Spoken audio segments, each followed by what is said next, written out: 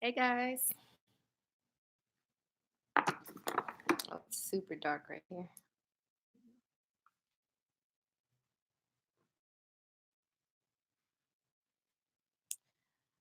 Am I gonna have to talk to myself today? I hope not. Oh my God. Well, somebody's gonna watch this at some point. Oh, there's two people. Hi guys. Three people. Hey. Hey, Jesso Jada. Hey y'all. So I am sitting here preparing for Black Friday and a pop-up shop that I'm doing this Saturday.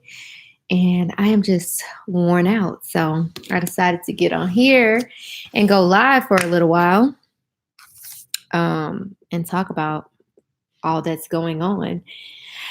So I've been asking everybody all week what their plans were for Black Friday and Cyber Monday. It's going to be a really great time.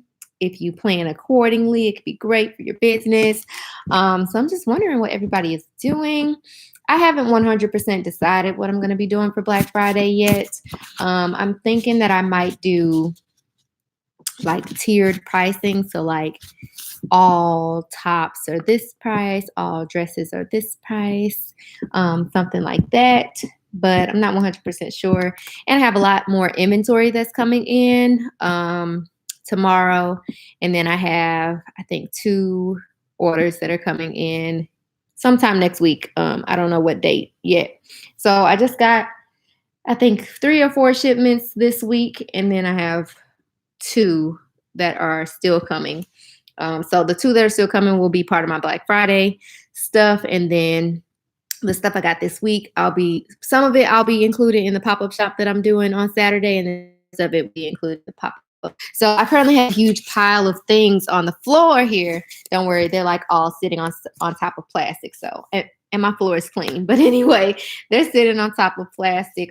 So right now I'm just counting out my inventory, and I just opened the boxes of the new stuff, and I'm putting tags on everything, counting to see like how many sizes of everything I have, making sure that I have a full size run, if I still have a full size run in stock.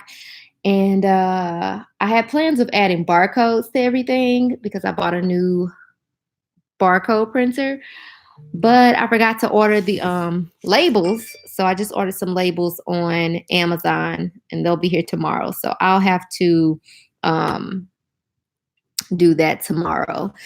So that gives me one day to complete the rest of my planning for my pop-up shop. So I've done, I think this will be my 6th pop-up shop not this year, since I launched, I think. Will it be my 6th? I'm not sure. I think it's my 6th, but I'm super excited. The one that I'm doing this Saturday, I have participated in this event twice already. So the very first pop-up shop I did, which was right after I launched last year, that was this same event. So I participated in it twice already. So this will be my 3rd time. And every time I've done it, I've made probably double the amount or I've done it twice. So the second time I did it, I made double the amount that I did the first time. So this time I'm expecting to do, I'm thinking like 3 times the amount this time, for real. I'm way more prepared. I'm a lot more clear on like my branding as a whole, like the whole look of my section. It's not a table, it's a section. I literally text my friend Daisha. She's the one that's hosting the event. I texted her and was like, so I just need to know how big the area is going to be this year, because she's doing it in a different location. And I was like, I need to know how much space I'm going to have so I can know how extra I can be, because I don't believe in steady motion. I believe in elevation, point blank, period. So each time I show up, I'm going to show up better than I did the last time. So this time I am going all out with the whole look of my space. Yes, so I got my new tags, I got new bags.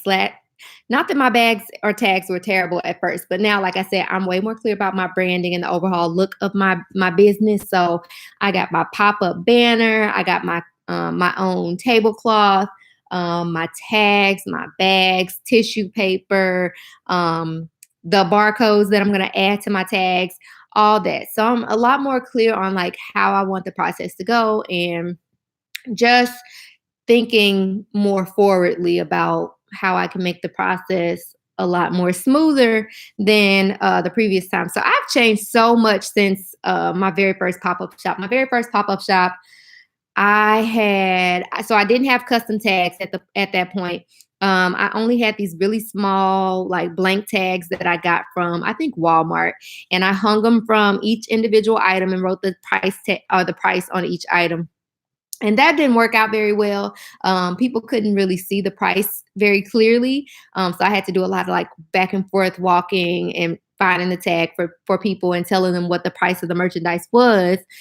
So the next time when I did my next pop-up shop for that same event, I had like custom tags, but obviously they weren't as cute as my new ones are. I got them printed from Vistaprint. They were a lot bigger, and I used a label maker, which helped me to print like the name of the item and the price on the back. So that helped a lot as far as like providing the information that the customer was looking for, and it eliminated me having to do a lot of talking and running back and forth between people. The only thing I don't have this time around is help. I have not recruited any help, and I need to. So I'm thinking I'm going to recruit my sisters. They don't know it yet, but I'm going to recruit my sisters only because, so all the other times I've recruited people, they have been like my friends who have some retail experience, but not necessarily like the best of retail experience, or they just were really personable people. This time I'm thinking I want to use my sisters because both of them have retail experience. We've all worked at like, not all of the same stores, but like, so my first job ever was at Forever 21. My sister right underneath me, she worked at Forever 21 right after I did. Oh, snaps. My sister's calling me on FaceTime. I can't talk right now, girl. So yeah, and then my youngest sister, the manager who was my manager at Forever 21, she moved to the Victoria's Secret Pink store, and she became the manager there, and my youngest sister worked for her. So we've all had like the same managers throughout our retail experience, or some of the same managers. And just in general, I feel like we were all raised the same. So we have like, you know, manners and things like that. Not that anybody else that helped me didn't have manners, but I trust my sisters to be personable, to handle my money appropriately, and to interact with my customers the way that I would like them to. So my sisters are going to get recruited. They just don't know it yet. So yeah, so I have been unpackaging all this merchandise all day, counting, tagging, all that. Now I need to get clear on what my pricing is going to be. So on the previous times that I've done this pop-up shop, I actually didn't offer any type of discount or anything of that nature, unless I had like sale merchandise, then that was on promotion. But this time, since it's so close to Black Friday, I'm thinking that I'm going to offer like a pre-Black Friday promotion. I just can't decide what I want it to be, especially since I have so much new inventory coming in. So I'm still thinking through that. But I really love my new merchandise. I have like all these really comfy like those teddy bear coats, and it's just like a lot of really fall tones: olives, mustards, tan, black. Oh, I'm so excited. And then I got some more elevated pieces that are coming tomorrow. There's like this red suit. Oh, I love a suit. I don't know if y'all know. If y'all follow me on Instagram, you might know because I've worn like some suits this year. I love a good suit. So I ordered this red suit, and then I ordered a black and red suit. I can't really describe it. You'll have to wait to see the pictures. It's super cute though. I'm so excited. So excited. So yeah, anyway, so I've been planning all day. I've been sitting on the floor all day. My hand hurts. I'm just in pain. I'm tired. So I was like, I'm gonna get on live and chat with you guys for a little while. A dash of jazz says I want to do a pop-up, but they are like slim and few where I'm at. I may have to get creative and just do one on my own. Yeah. So next year in 2020, I have plans of hosting a big pop-up shop here in St. Louis. So a lot of the events that happen around here are like just general vendor events where they invite oh my God, my husband just tagged me in something terrible on Facebook. So a lot of the events around here are just like general vendor events where a bunch of different types of businesses can come around and vend or whatever, but they don't allow like double boutiques or like double shoe vendors or something like that. I guess, to decrease competition, I guess you could say. Me, however, I have a huge following of boutique owners, obviously. And there's a good number of them that are in St. Louis, actually. So I came up with this idea to host a pop-up shop here, and it'd be like a bunch of boutique owners. So whether you sell clothing, shoes, accessories, whatever, we can all come together and sell some stuff together. There ain't no competition. We are not each other's competition. We've been helping each other for an entire year now. And now we're going to come together and make money together. Point blank, period. So you should definitely look into hosting your own. I think it could be definitely a good experience. How do you deal with hating comments on your business posts if you have any? I've never had any terrible posts on my business page. What kind of posts are you getting? Let me know. I can't believe my husband just tagged me in this. I cannot. Oh my God. So you still have to shoot with all the new pieces. Yep. So tomorrow is going to be shoot day. Tomorrow I'm going to take pictures of this stuff. But the new stuff I won't be adding to my website just yet. I probably won't add this new stuff to my website until Sunday or Monday. So yeah. The pop-up shop is over at like 5 or something like that. Oh my God, now my husband's tagging me on Instagram. He never tags me in anything. He must love me today. But yeah, so I'll be adding this new stuff on my website at a later date. So basically the people that are attending this event on Saturday are going to get first dibs on my new stuff. Well, I'm in Bloomington, Illinois, so I'll definitely want more info. Yes, girl, come on down. You're not too far away. 3 non-buying trolls commenting on the model looking mad. Oh wow. I would just delete them, honestly. I don't think anybody is worth the back and forth, really. As a business owner, I would rather be the person who stood tall and had some integrity than to stoop down to someone else's level and, say something negative. I just saw these posts that a boutique owner shared on her page. She deleted them, but she shared on her page that basically some other boutiques were utilizing her photos, which I understand. Like, people work hard, they take their own photos, they don't want people using it. Completely understand.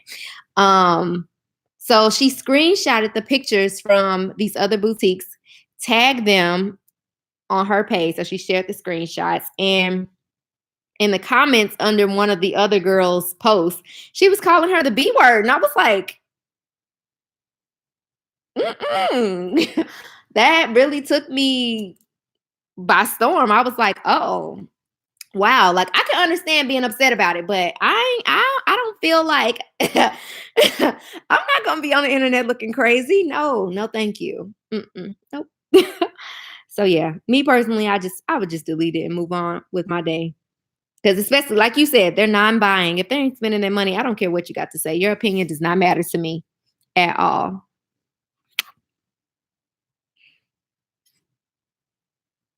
They have pop-up often in NYC. I'm just not ready yet. I want to learn more before I jump in. I feel you. I mean, like I said, I had my first pop-up shop, I think a week, maybe 2 weeks after I launched. And even though I wasn't necessarily ready per se, it definitely gave me it was a good experience for me. It gave me more brand exposure. I had business cards and little like postcard things to pass out to people. So that was definitely helpful by way of like just driving more traffic to my site and just building general brand awareness. So I would definitely recommend you do one at some point. Don't wait till you feel like you're like super duper ready. I would rather do something when I feel like I'm not ready than to wait until I feel like I'm ready, because in actuality, I ain't never ready. I just be out here doing stuff. Finally bought the Black Friday course, watching it tonight. Yes. I hope you enjoy it. So if anybody didn't know, and I don't know how y'all didn't know because I posted it on Facebook, Instagram, YouTube. I posted it everywhere. I hosted a 3-hour long Black Friday training on Monday. And I share all this information about how to properly plan for Black Friday and Cyber Monday and beyond.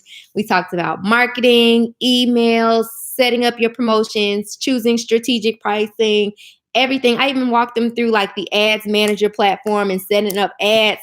3 hours long. And it was only $25. I have courses for $100, $250. I had a $25 3-hour long training session on Monday for Black Friday. And it was amazing. So if you missed out, I'm sorry. However, if you're interested, it is saved. So if anybody wants a link, I can put it in the chat box. It's $20. Let me see. Where are we at? What do you do with the merch that you use for your photo shoot? Some of it I still sell, and most of it I keep for myself. I usually keep one of everything for myself. But if it's not something that I think I would personally wear or that I feel looks good on me, then I will sell it. The next question I'll usually get is like, well, isn't that nasty or something along those lines? And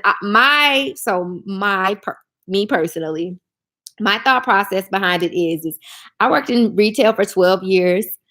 I watched hundreds of thousands of people walk in and out of fitting rooms for 12 years straight. And there were numerous people who tried on numerous things all day, every day. And there was probably 50 people that tried on one thing before it sold. So I would rather buy something from somebody knowing that one person tried it on and had it on for 3 minutes while they took a picture than to buy something that 50 other people tried on, maybe sweat in, maybe got deodorant stains and perfume scents and makeup stains all over before I got around to trying it on myself and buying it. So in my head, I see it just like a person trying it on before I decided to buy it. I didn't do any, if I got like a deodorant stain or a makeup stain or something like that, I would keep it for myself. I definitely wouldn't try to sell that, but there's money to be made, and we go into the mall all day, every day, and we don't ask anybody at the mall, excuse me, ma'am, how many people tried on this dress before I got to it? We don't know. We have absolutely no idea. So that's my mentality around it. Hey, I saw that. Honey, it's hard trying to come for my business. I feel like I got to stay professional for potential customers. Okay, exactly. Question. So I plan to redo my pictures and I didn't want to use my white backdrop. So I was going to use my pop-up banner and my wall. My wall is the color of the backdrop you use. Do you think that's okay? I mean, yeah, I would say test it out and see what it looks like before you take all your pictures with that setup and then be unhappy with it. I would say test one out and see what it looks like. How big is your pop-up banner? Is it like one of those really, really tall ones?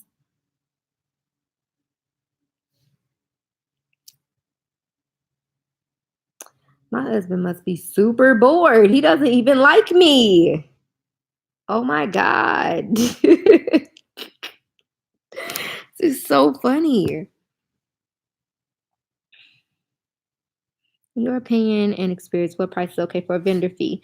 I think it depends on the event, honestly. So the most I have paid for a event was, I think the one that I'm participating in on Saturday. I think it was $90, I think. And the only reason and this is the highest price that it has been. So this will be my third time participating in it. And it increased in price because every time she's had it, it has increased in size. So in the first one, I can't remember how many people participated in it, but it was in a smaller space and it wasn't as many vendors. The second one, it was in a larger space with more vendors, and that event produced, I think, between all the vendors, it produced $30,000 from that event, and the event was like 3 hours long. So like $10,000 an hour. Once she calculated all of the money that everybody made, it was $30,000. So this time the event is in a space that is probably like 3 times the size of the space of the last one, which gives us as vendors more space to utilize and more space for our customers to shop. And also it increases the amount of people she can invite to come shop.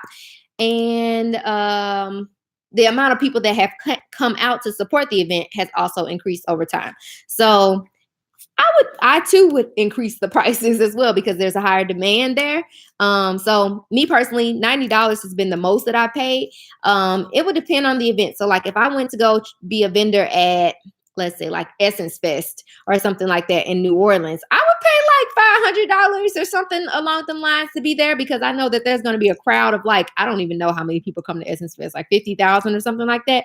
Like, if I knew 100% that my brand was going to be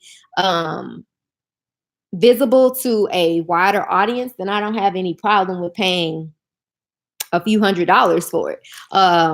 Versus like with a smaller event that I've never heard of, or maybe that it's their first time doing it and there's really no guarantee that my target audience is going to be there, or that I'm going to make a return on my investment, I wouldn't pay any more than $50 for that event. And even with me agreeing to pay $50, there would still in my mind need to be some type of guarantee that I would need to know more details about it, like what other types of vendors are going to be there. I would need to know a little bit more about those brands, what their following is like, and things of that nature. So I feel like there's a lot to take into consideration when deciding what events to participate in. Every vendor event isn't the right one to participate in, no matter if it's free for you to set up your booth or not. Time is time, and time is money these days. So I ain't going to participate in nobody's event if I don't feel like it's going to be a beneficial to me. If it's not going to at least make me my money back, then it's a no. So $50 would be like my comfortable place. Yeah.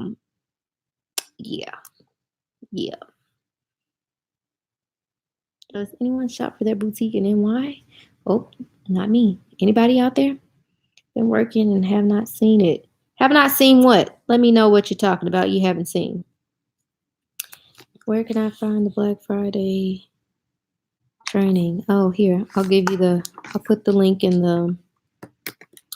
the box.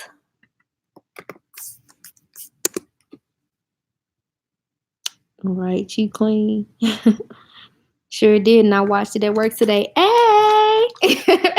I always get so excited, and I think it's so funny when everybody tells me they watch my videos at work. One time, this one woman told me that I went live in the morning time. Usually I don't go live in the morning. And I went live one morning, and this girl commented and said that her boss walked in her office while she was watching me on live. And she said, he was like, "Oh, I'm sorry, you're on a conference call." And she was like, "Yes, sorry." It was so funny. I'm like, y'all gonna get fired.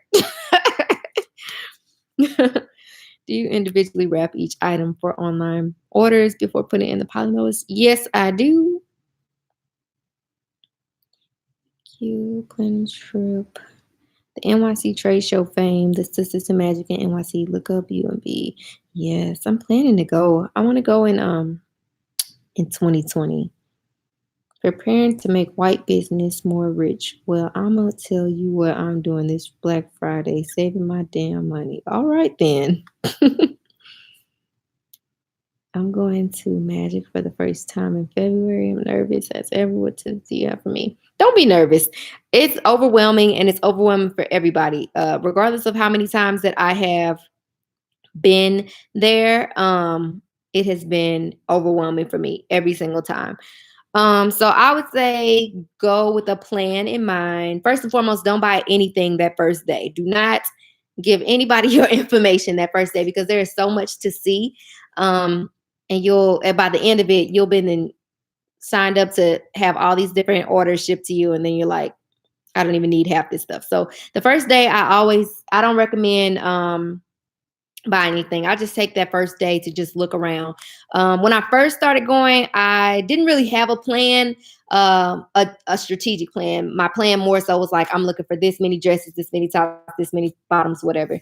Now I more so go with like a very strict budget, how much I want to spend on every category, and even like down to the colors that I'm looking for or specific types of styles that I'm looking for and things like that. So I would say try to come up with a plan as far as how much you want to spend, what you want to buy, even down to what those items look like. Take the time to ask questions to the vendors that they're there to help you.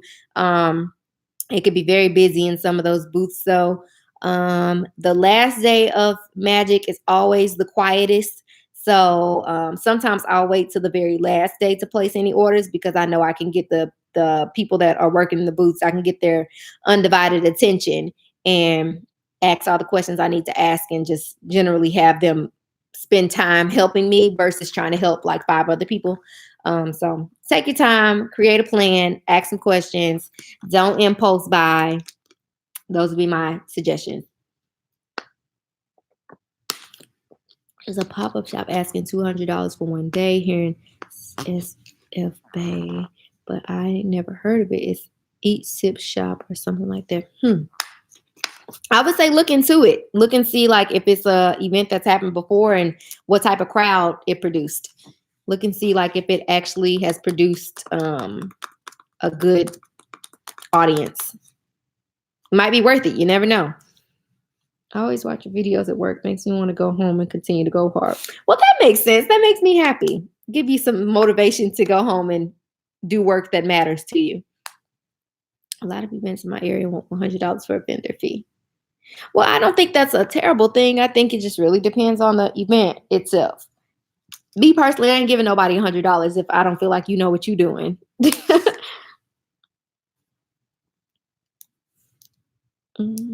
I missed so much. Oh no, you didn't miss that much. And this will be saved so you can watch it again. Did you know we Black people spend more money than any other race each year? And on Black Friday, we need to do better. Shop at Black Business Online if y'all can. It's not a bad idea, shopping with Black businesses. I will be this weekend while I'm also selling things from my Black business.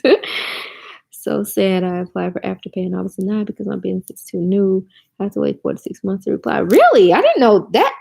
Really? That's interesting. Was that on the application? I don't remember telling them when I started. That's really interesting.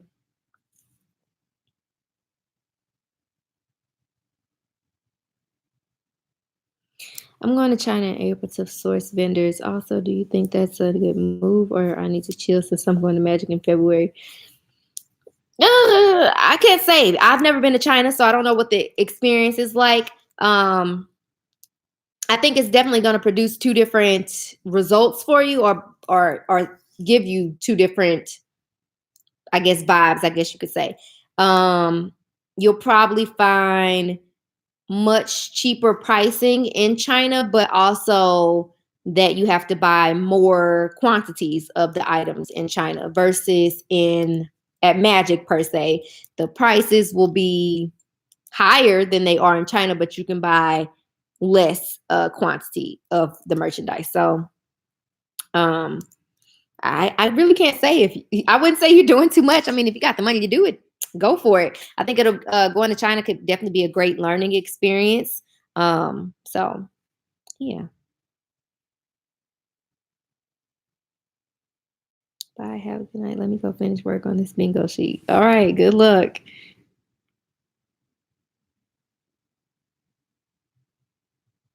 Call Afterpay them at 3-month mark. That's what I did because I was very new. Good to know. Applying for grants, boutiques are expensive to start. You think so?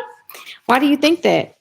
I don't think it's expensive to start. I think it's more about being strategic in your efforts. But also everybody has a different idea of what is expensive. Are you opening a brick and mortar or are you going to be online? I'm trying to register for Fashion Go. How to create the 2 invoices. If you're new to business, you don't need the 2 invoices. You can just contact them to let them know that you're a new business, and they'll grant you access without the invoices.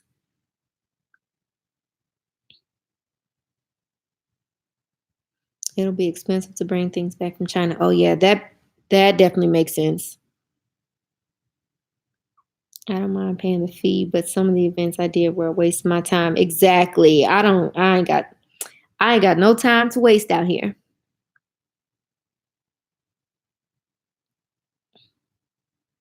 Online only inventory on a strict budget is tough.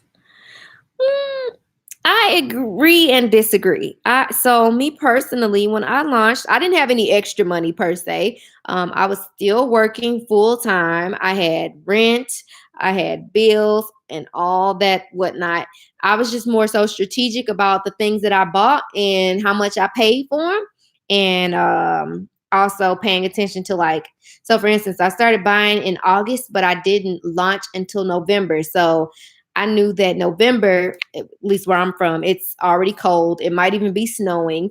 So the pieces that I bought in August, I was making sure that they were going to be appropriate for the time that I launched. So instead of trying to buy all my inventory outright all at one time, I bought it over the course of August, September, October, November.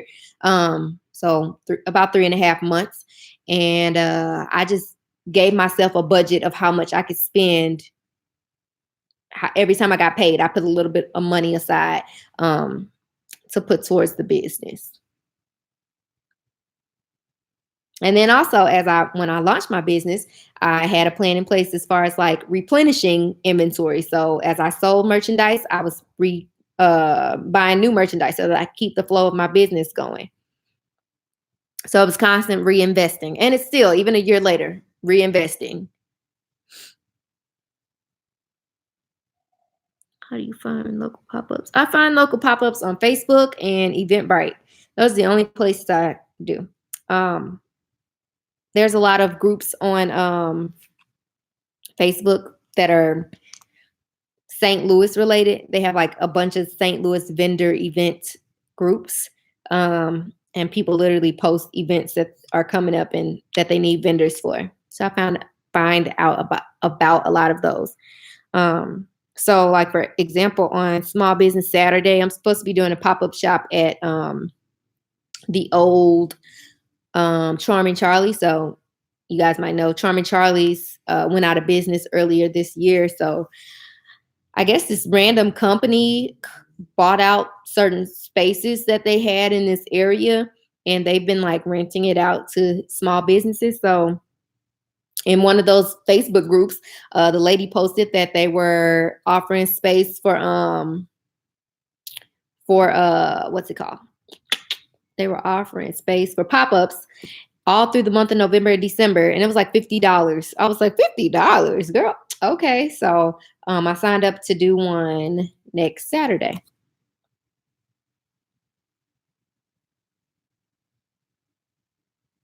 Order items are selling, and Black Friday merch is starting to sell before the dang sale starts. Hey, money is money. That's why I'm starting with purses and accessories. Yep.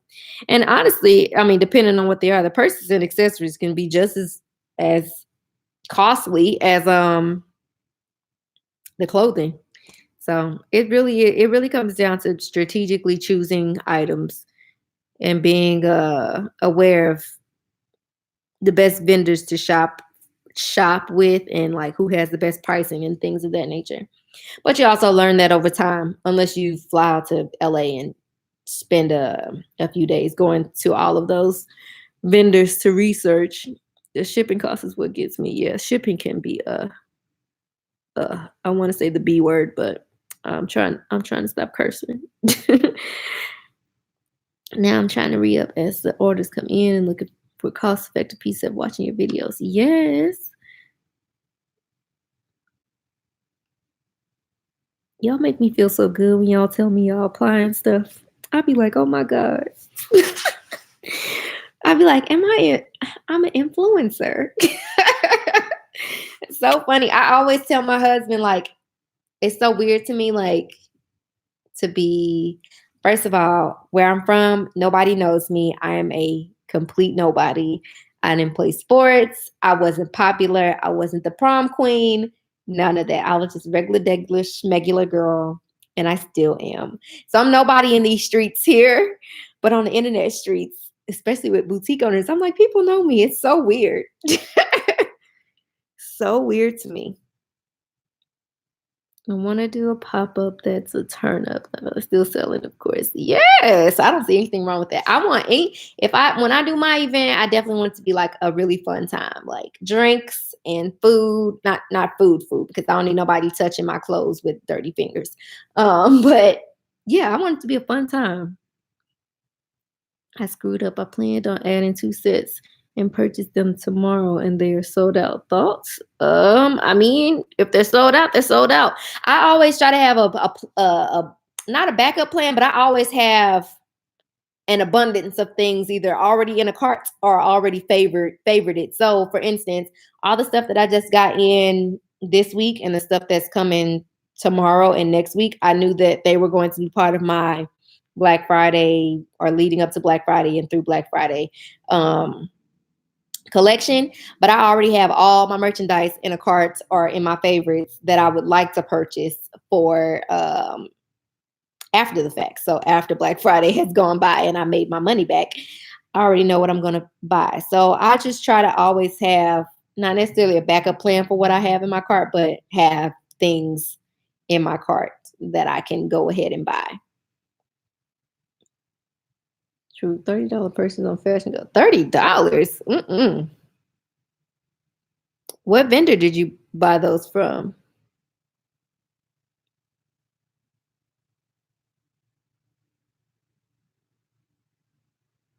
I was thinking of doing a pop-up, but I'm really new. Do you think it helps your boutique to do them? Definitely.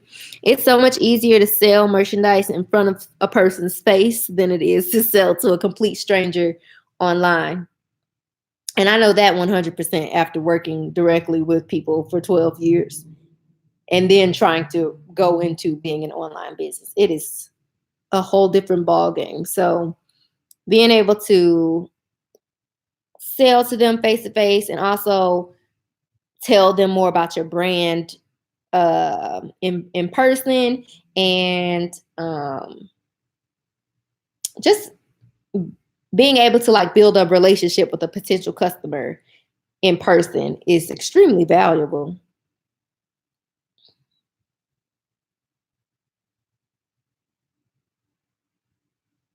They are just as costly, but I get a better variety with purses and accessories.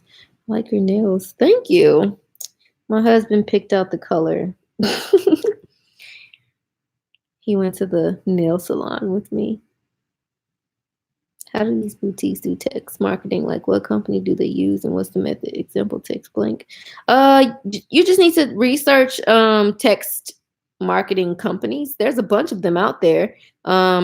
Depending on what platform you have. For example, Shopify. If you go into the App Store, there's a ton of them out there, but most of them aren't free. And if they are free, it's usually free until you send like a certain amount of text or something like that, and then you have to pay for it.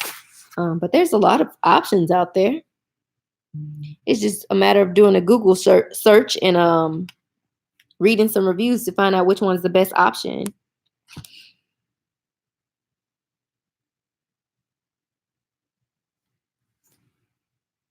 Okay, I see her doing a little something great for the community, making that cash with her face puffs and lotion.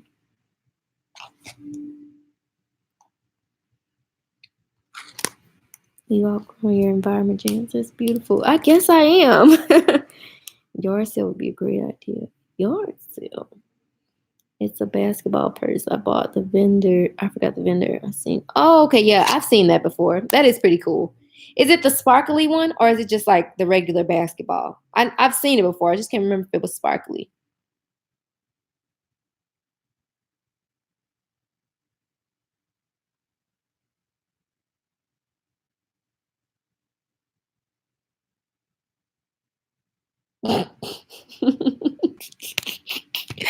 Oh my God.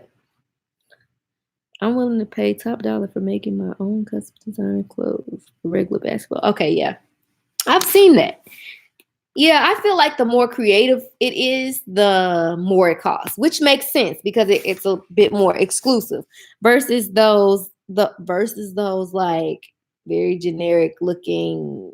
Um, I'm not trying to be shady. I'm just gonna give a general example because obviously I don't know. Oh, how sweet! Oh, my husband likes me today. He likes me. um, Dang, what was I about to say?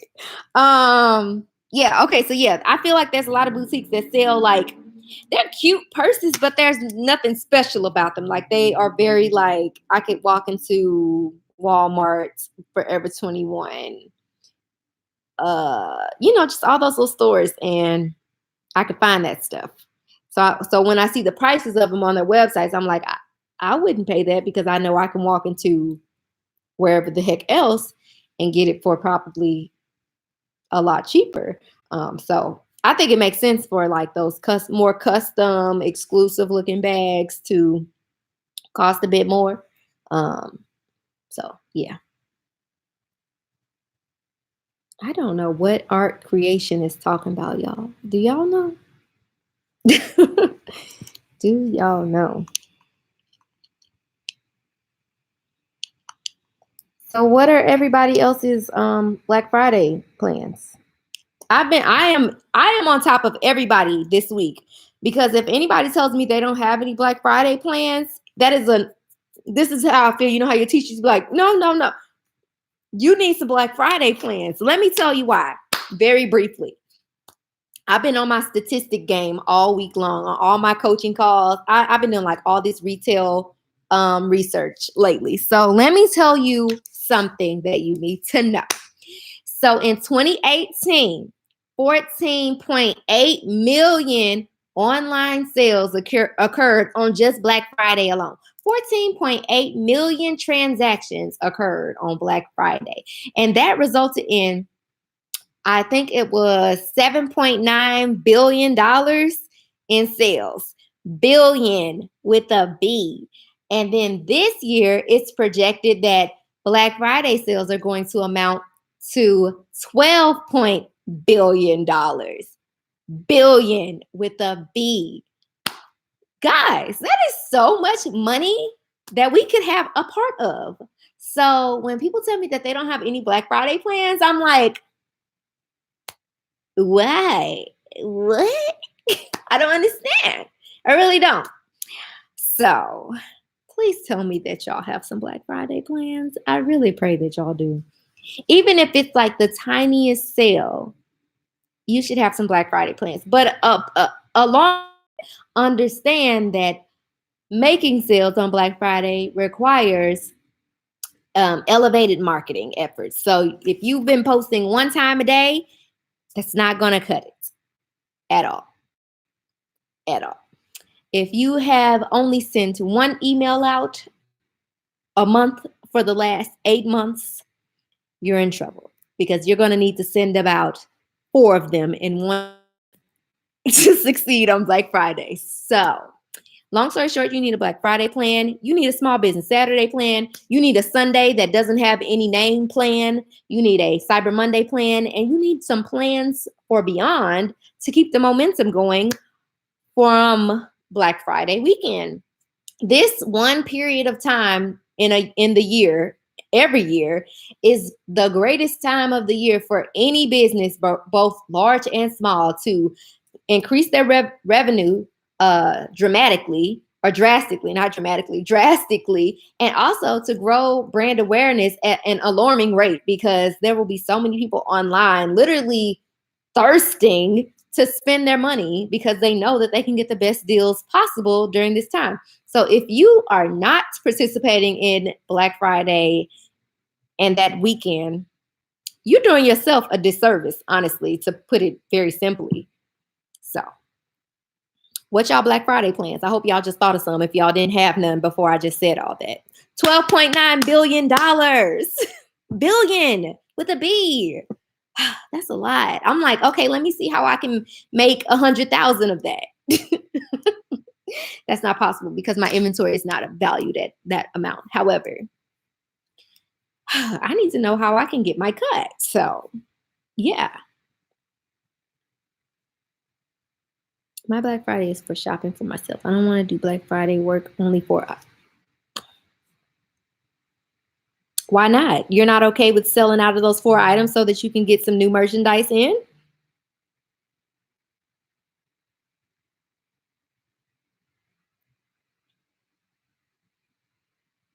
Mm-mm.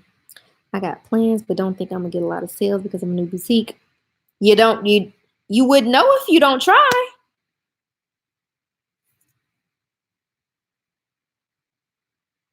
I am gonna put some sets together, a scarf and earring set. Bundle deals are always a great idea. Don't have any Black Friday plans. If I had any children, maybe, but I'm a single guy, so I only save money on that day. Well, saving is nice too. I noticed some larger retailers double the price of the merchandise, then that allows them to go get larger discount merchandise. I wouldn't say that I've necessarily noticed that in my own experience. More so, I've noticed that they purchase like cheaper items that they can sell at a cheaper cost than they normally would sell merchandise at. So, like for instance, I have these like puffy coats that I had launched with my no, I didn't launch with my anniversary collection. I think I launched them a few weeks before. Anyway, like every year at Black Friday time, Forever 21 has these puffy coats that are like $25. It's probably because they paid like $10 for them. So I more so see larger companies invest their money into items that they bought at a lower cost that they sell at a lower cost per se. I'm doing a Black Friday sale, just not sure if it will be the big sale or if I should do it on Cyber Monday.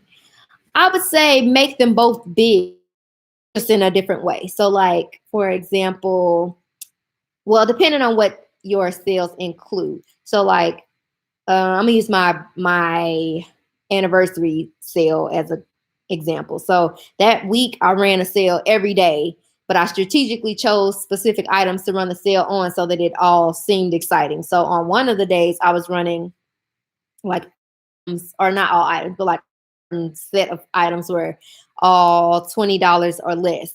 And then on that Friday, everything on the site was 60% off. So it more so comes down to like strategically choosing what's going to be on promotion and making sure that that's whatever it is you're promoting sounds exciting.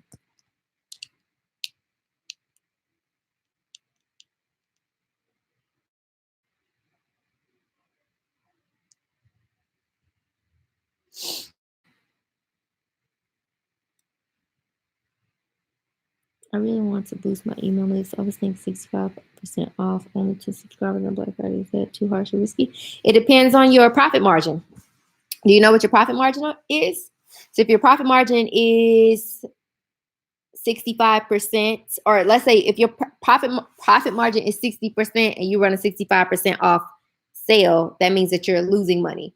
So whatever your profit margin is, that means that your promotions that you offer should never fall below that percentage. But if your profit margin is 65% and you run a 65% off sale, it just means you're going to break even. So if you're okay with breaking even, it's not a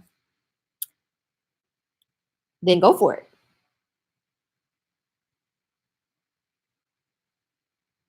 I just launched last week, Thursday, and don't have any Black Friday plans. I do have Cyber Monday, Giving Tuesday plans. Okay, that works. So people will still be spending money.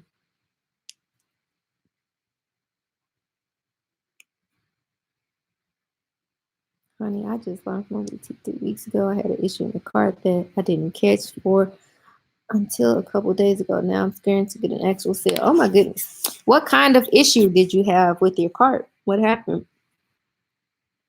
My Black Friday plans are to market, market, market. Yes, ma'am. Exactly. I'm still new, so I'm still learning a lot. I'm currently running ads and trying to redo some of the pictures on my website. Good thinking. So, like, even if you're, so I'm, listen, hold on. I'm about to put the link to this Black Friday training in the thing again in the chat box, because I'm telling you, I literally blabbed off at the mouth for 3 hours straight about how to effectively plan for Black Friday. I shared so much, like I was tired after. I literally had to go to sleep. And usually I don't. Usually I can just keep working. I was like, oh my God, I just exhausted my brain. Anyway, when you are planning for your Black Friday, your goals don't have to be so it's really important that you set a goal first and foremost, but also understand your goal doesn't have to be monetary. So like she just said, she's going to market to build her email list. That's a goal. Or not email list, but build your business in general. So you can have a monetary goal, you can have a goal to build your audience, you can have a goal to clear out a portion of your inventory. You can have so many different types of goals. So your goals don't have to be driven by you making money. Those are all important things that go into running a boutique. Growing your audience or your email list or marketing in general. Clearing out inventory so that you can make room for new inventory and making money. Those are all goals that we should all have throughout the duration of our business. So even if you have a goal of just clearing out some pieces so that you can get some new pieces next week, that's a good thing to do. And at the same time, you'll be hopefully driving some extra traffic to your website. I pray you have a Facebook pixel installed on your website. If you don't, please look into a Facebook pixel. I don't have the brain capacity to explain a Facebook pixel right now, but it's super valuable and it's 100% free. So even if you don't make any sales, if you have a Facebook pixel and you see an increase in traffic coming to your site, that means that there was still some interest there. People coming to clicking the link to visit your website, that's interest. And that pixel is going to collect that data and you can retarget these people down the line. And I'm not about to give an ad lesson. So yeah. Also trying to figure out how to get more people to sign up for my email list. I would say offer them an incentive if you haven't already. You can also change what the incentive is, like every month or something like that, or kind of like not really a loyalty program, but kind of like a loyalty program. You could say like email subscribers receive an exclusive offer every month or whatever the case may be. So the easiest way to build the email list is to provide an incentive or provide something that will be exclusive to them and makes them feel like they're special, and that by being a part of this list that they are going to receive something that the general public isn't going to receive, even if that's not the case. So like, for instance, another thing that you could do is like, they get first dibs on like your newest items or something like that. So I think I've only tried this once, but like I uploaded merchandise to my site, but put it on like a hidden page. So the page wasn't accessible from my actual website. You would have to have had the URL to access it. So I sent an email to my list and included the URL to the items that weren't on my site yet for the general public and told them that they had exclusive access to that collection for the next 48 hours or something like that. And I got a few sales from it. So you basically just have to like make them feel special. That's the easiest way to go about it. Tomorrow I'm going to ramp up my email marketing posts on social media. I already have ads running starting yesterday. Gone, girl. Ooh, I ain't got no ads running. I am ashamed. I've been helping people set up their ads all week long. I was on, I had a coaching call yesterday for like an hour and a half, and we set up ads the entire time. I need to set up some ads for myself. I'm slacking. I am slacking. I don't have enough interest from people. Interest by way of social media? Is that what you mean?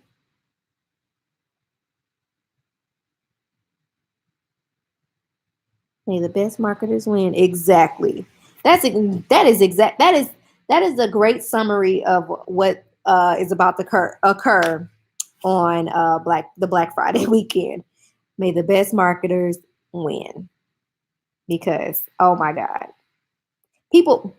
businesses, both small and large, have already increased their marketing budgets for the rest of the year, because leading up to the holidays, leading up to Christmas and all that, All they want is your money, and all people want to do is spend their money. So they're definitely going to get your money by marketing to people heavily. So yeah, this whole entire portion of the year is like, may the best marketer win, for real. What's a good number of total signups to have in your email list? No such thing as a good number. It's just more about having the right people on your email list. It doesn't matter if you have 50,000 people on your list if only 12 of them open the emails. So no such thing as a good number. More so just needing to focus on having the right people on your list. For example, I don't know if it's 400 or 500 people at this point. I think it's 4, but I'm not positive. Anyway, I have like 400 or 500 people on my email list. And I would say out of those 400 or 500 people, I have anywhere between 80 and 100 of them that actually open the emails. So more recently, I've started doing what's called A/B testing. So basically, it lets me like choose to read or not. I haven't been doing A/B testing. Well, I have tried that, but not. That's not what I'm trying to say. I have tried.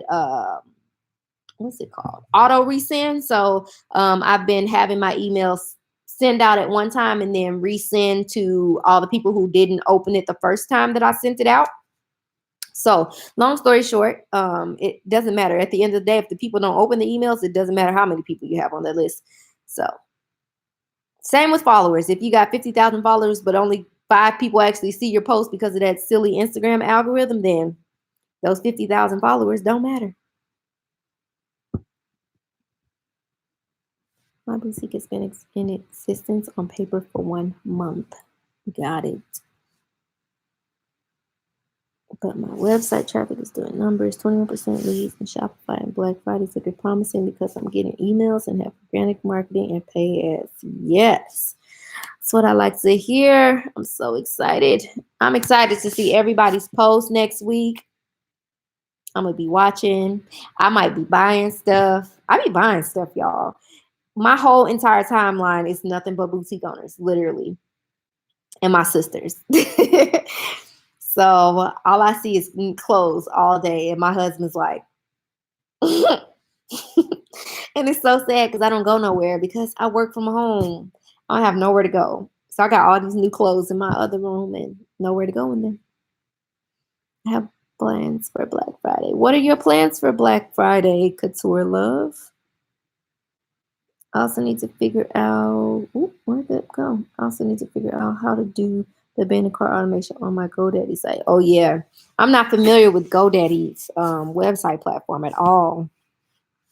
I read or watched a video or something that they like changed their website platform or something, or either added something by way of their website platform. Yes, I am more interested in getting my email list. The sales or the bonus. Exactly.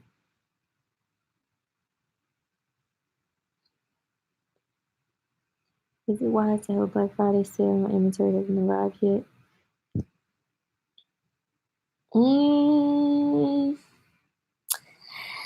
That's a tough one. I would say, is it inventory from vendors that you are familiar with and that you can like guarantee that the quality is going to be what you're expecting? If that's the case, then I would say go ahead. I mean, obviously you don't, well, I don't know if you use your own pictures or if you use vendors' pictures or you using somebody else's pictures. I don't know. So I would more so be, I guess my question would be like, how are you planning to market it without it actually being present? That would be my only question.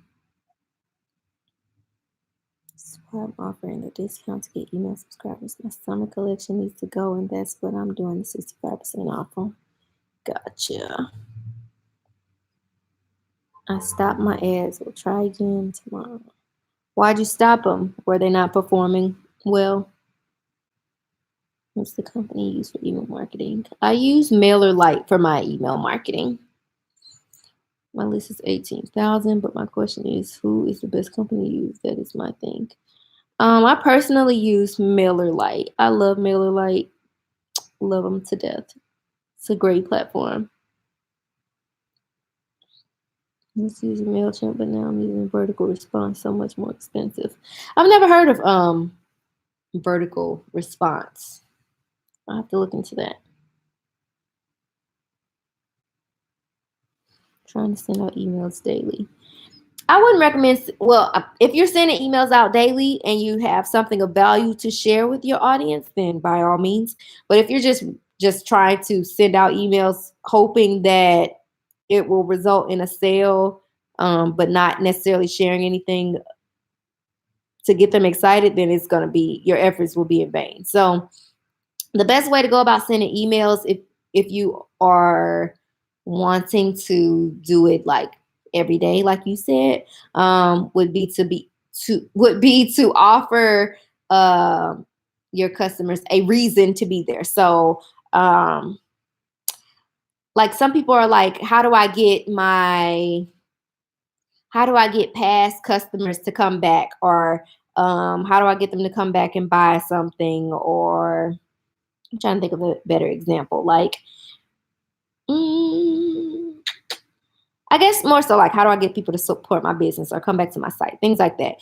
So it's hard to do that if nothing has changed from the last time they saw it. So even if you were to offer them 60% off of the merchandise that you have on your site, if none of it is of interest to them in the first place, then they're not likely to go back. If you offer them, if you tell them that you have new clothing in, or you have something that's specific to them, that might work. But as far as, that's one of the biggest reasons why people don't come back to sites, or why like site time is down. Like people say like they have lots of web traffic, but people aren't on their sites very long. It's because it always looks the same. It hasn't changed. So like for whatever reason, I think it's more so new boutique owners, but it might be boutique owners in general. I don't know. Anyway, a lot of people love their header image.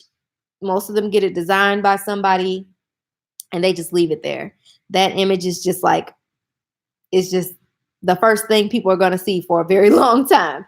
And that one header image could be the one thing that is causing people to not stay very long. So if you ever shopped on like Forever 21, Fashion Nova, all those websites, you notice that their homepage features whatever is currently on sale. The very first thing you see at the top is whatever's on promotion, their new arrivals. Something new is always there. That header does not stay the same. It changes as frequently as they have something new to offer. So the easiest way to get people to come back, or to open your emails, or to support your business, is to offer them something new. Even if that be you changing your website around, moving some things around, giving things new prices, whatever. If it's the same, it's not going to be enticing to them. So I would say at least start with the header image on your website. Update that thing. It does not need to stay the same. It's probably cute, but it's not helping your business at all.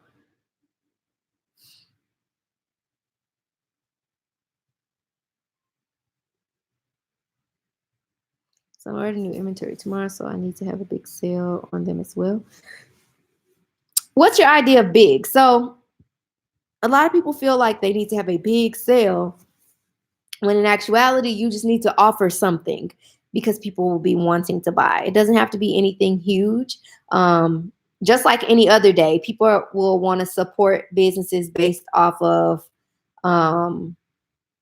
resonating with the business itself or the product. So you don't have to offer like the steepest discount. That's not how, unless it's like electronics or something like that. Price isn't usually the determining factor around people buying specific things on Black Friday, unless it's like something they've been looking at for a long time and they've been waiting all year for the price to drop. So it's more so with, especially with like clothing, things of that nature. They're just looking for a good deal. And it's up to you to decide what that good deal looks like. It doesn't have to be a steep discount.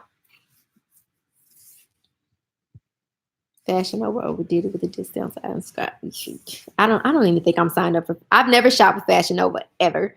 I follow them on Instagram just to see like what the heck's going on, but that's about it. I think I get text messages from them.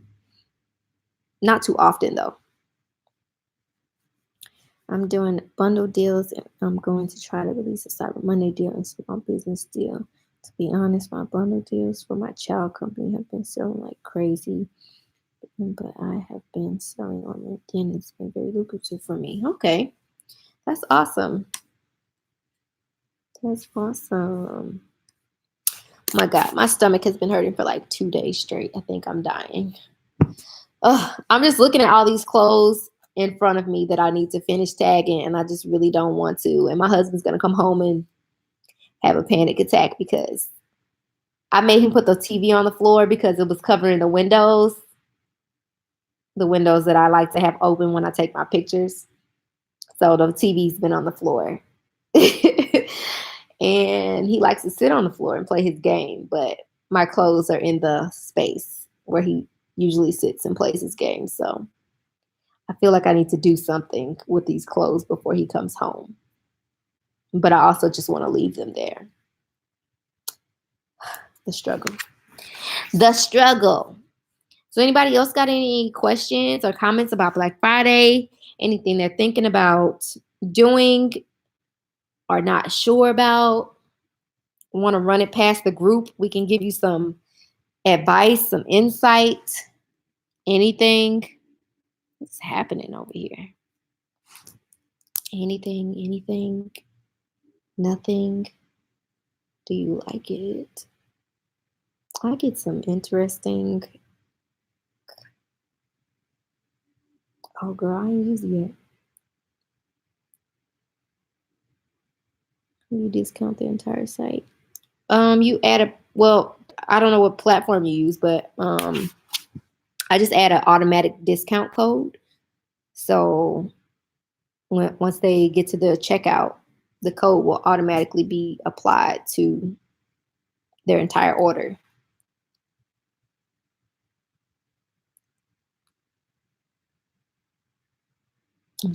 Yeah, you just add an automatic discount. So you would go into discounts, and instead of doing discount code, I think it says, you do automatic discount. And you just say what you want the promotion to be. And then once they add it to their cart, it'll automatically apply the discount. Okay, that was so people don't like the hassle. You mean the hassle of putting in a discount code? I mean, I think it can be a hassle, but also I think it depends on like what the promotion is. So like if they feel like they're getting a really good deal, they'll put the discount code in. But also, I'm going to actually disagree. I think more so customers want everything to be visible, like right there in front of their face. So, for example, if you say that everything's 50% off, but like they come on the site and they see the regular price, that might deter them, even though all they need to do is add the item to the cart and the discount be applied in the cart. So sometimes it's a matter of you like discounting each individual item or each item that's included in the promotion, and it physically showing like this item used to be $38, but now it's $17. So I don't know. I think it depends on the person, really. Some people are super lazy. They don't want to put a discount code in. They just want it to be automatically applied. And then some people are like, I need to know up front what the price is going to be.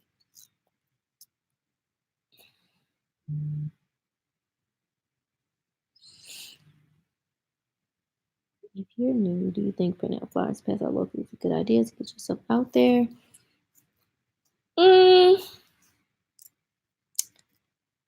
would say it depends on where you're passing them out. So let me think of it. So like, for example, I have like these postcard things that I put into each package with my orders, and they have like a discount code on the back. So I've never like physically passed them out, but I'll leave like where if I'm in a business where they allow you to like leave a business card or something like that, I'll leave a small stack of them there, because I feel like it's a place like my audience would visit, or like Starbucks, they have like bulletin boards.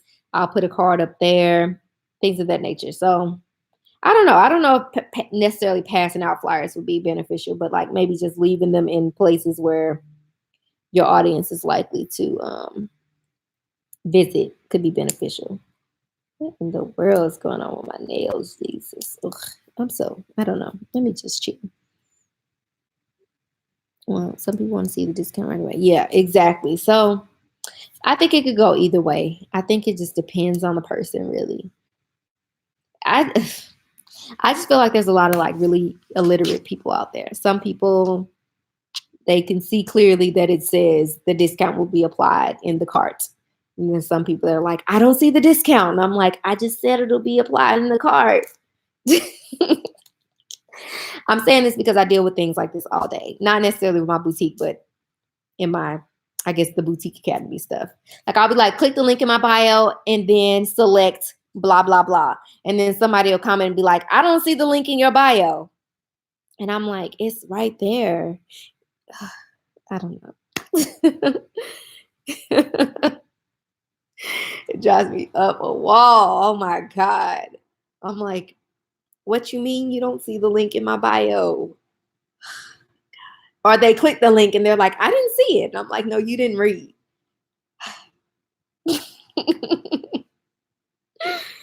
Oh, Jesus Christ.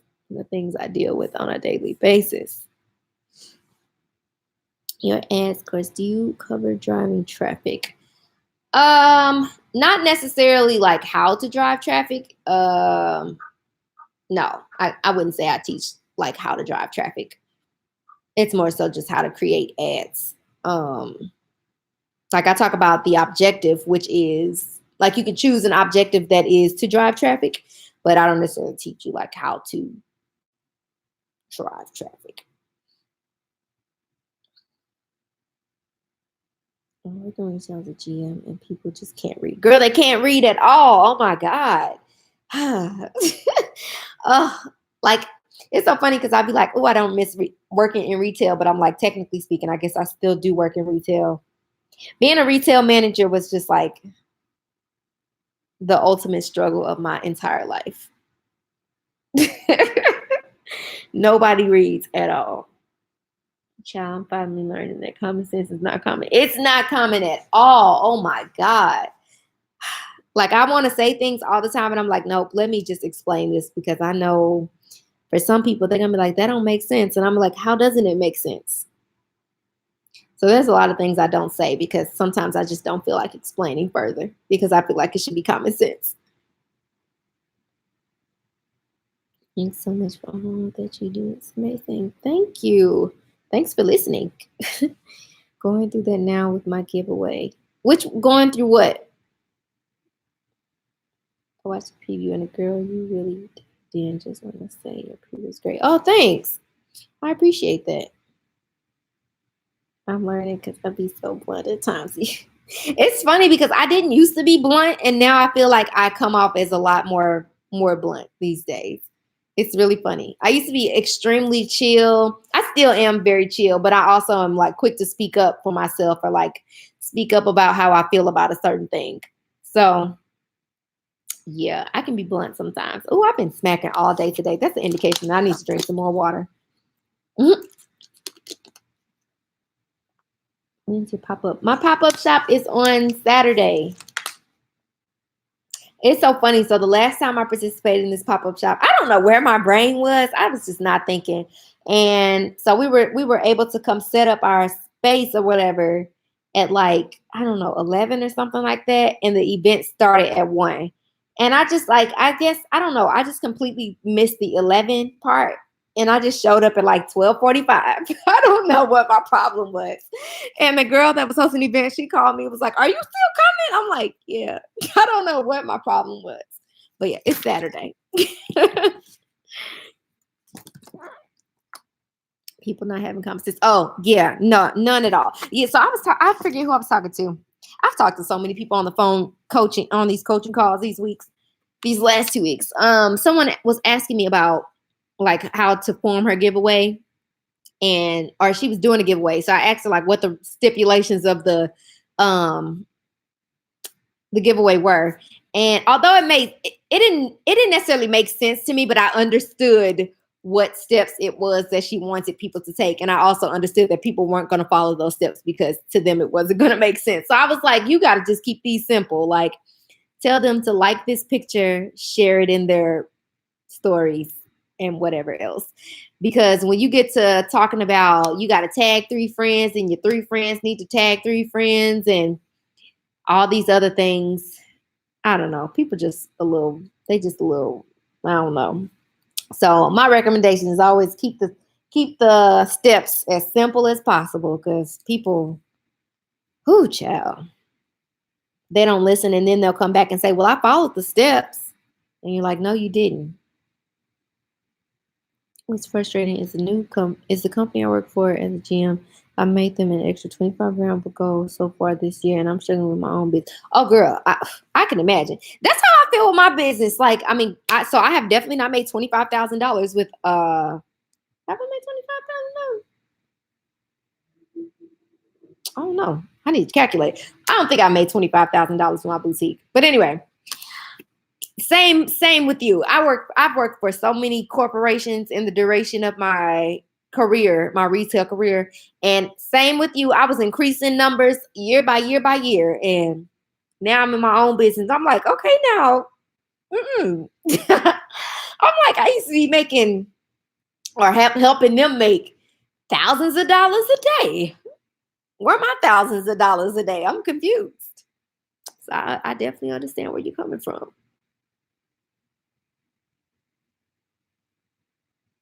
Will you go live from the pop-up shop? If I remember, I will. If my brain is in that space, yeah, I will. I plan to record some stuff for a YouTube video, but if I remember, I definitely will. It's the boss in you. It's a good thing. Maybe.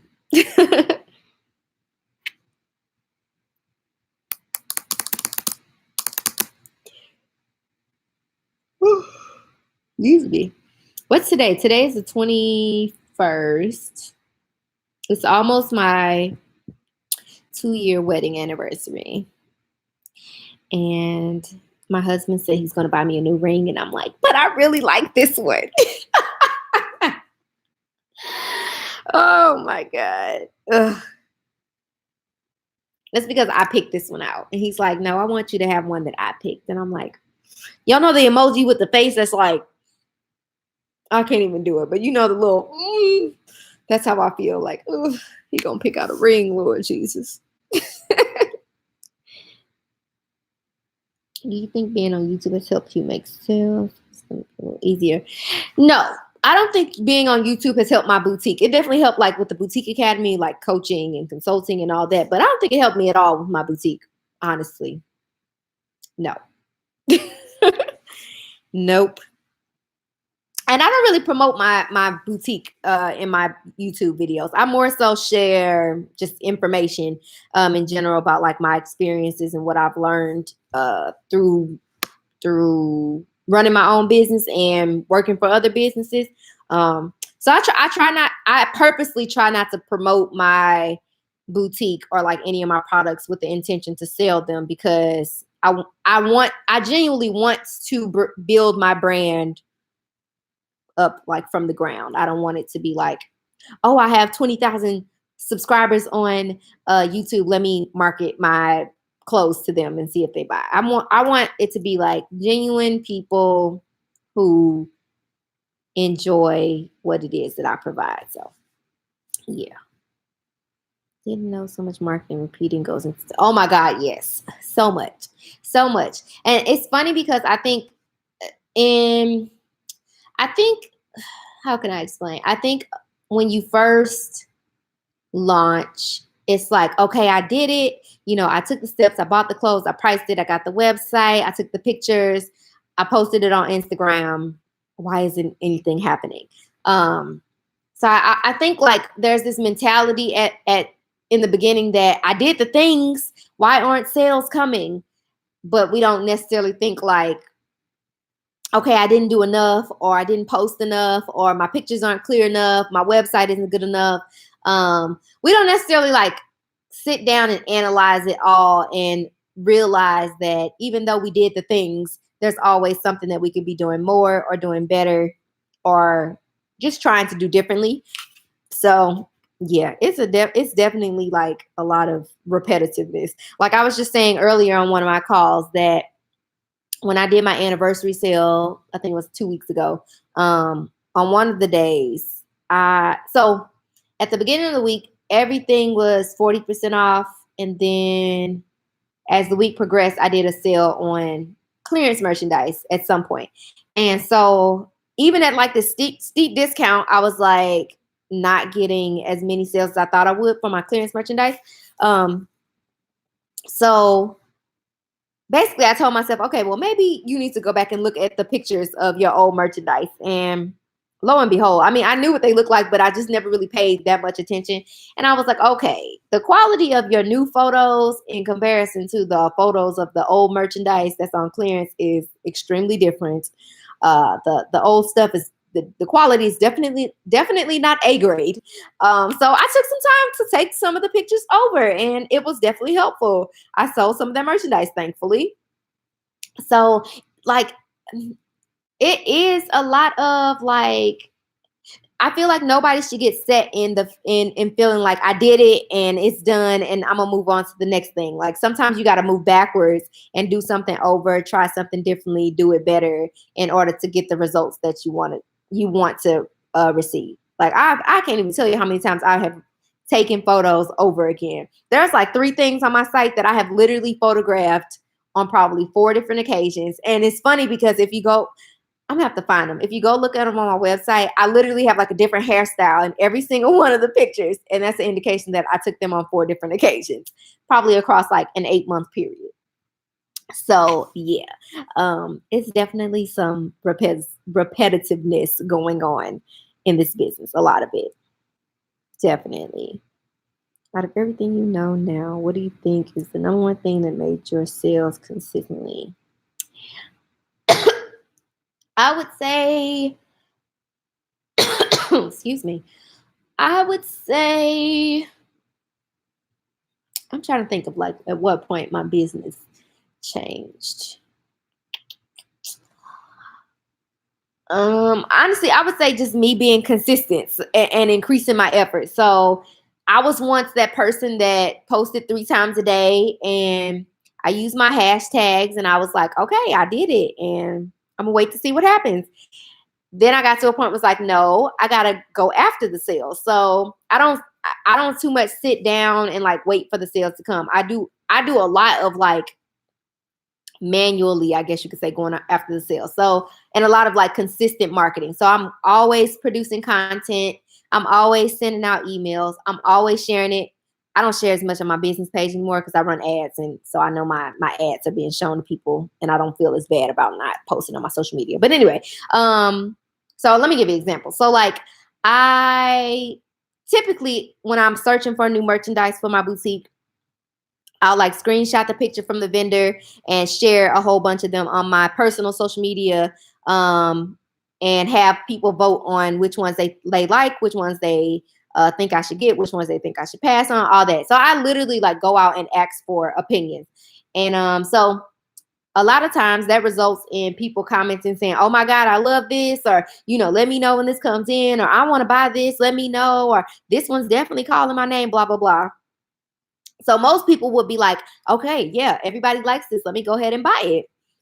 Me, at some point, I flipped my brain and was like, okay, let me circle back around, even though it's been 2 weeks. Let me circle back around and go back to that post and share the link to those individual items, or send all of those people a DM with a coupon code that tells them that they can get a discount on this item that just came in. So I guess in essence, I hustled a little bit harder, instead of sitting around waiting for things to happen. And because I hustled a little bit harder, people noticed it and started to organically start shopping and supporting my business. So they noticed like my efforts increased around the things that I was doing, or the amount of times I posted, or just the way that I was marketing my business as a whole. They could see like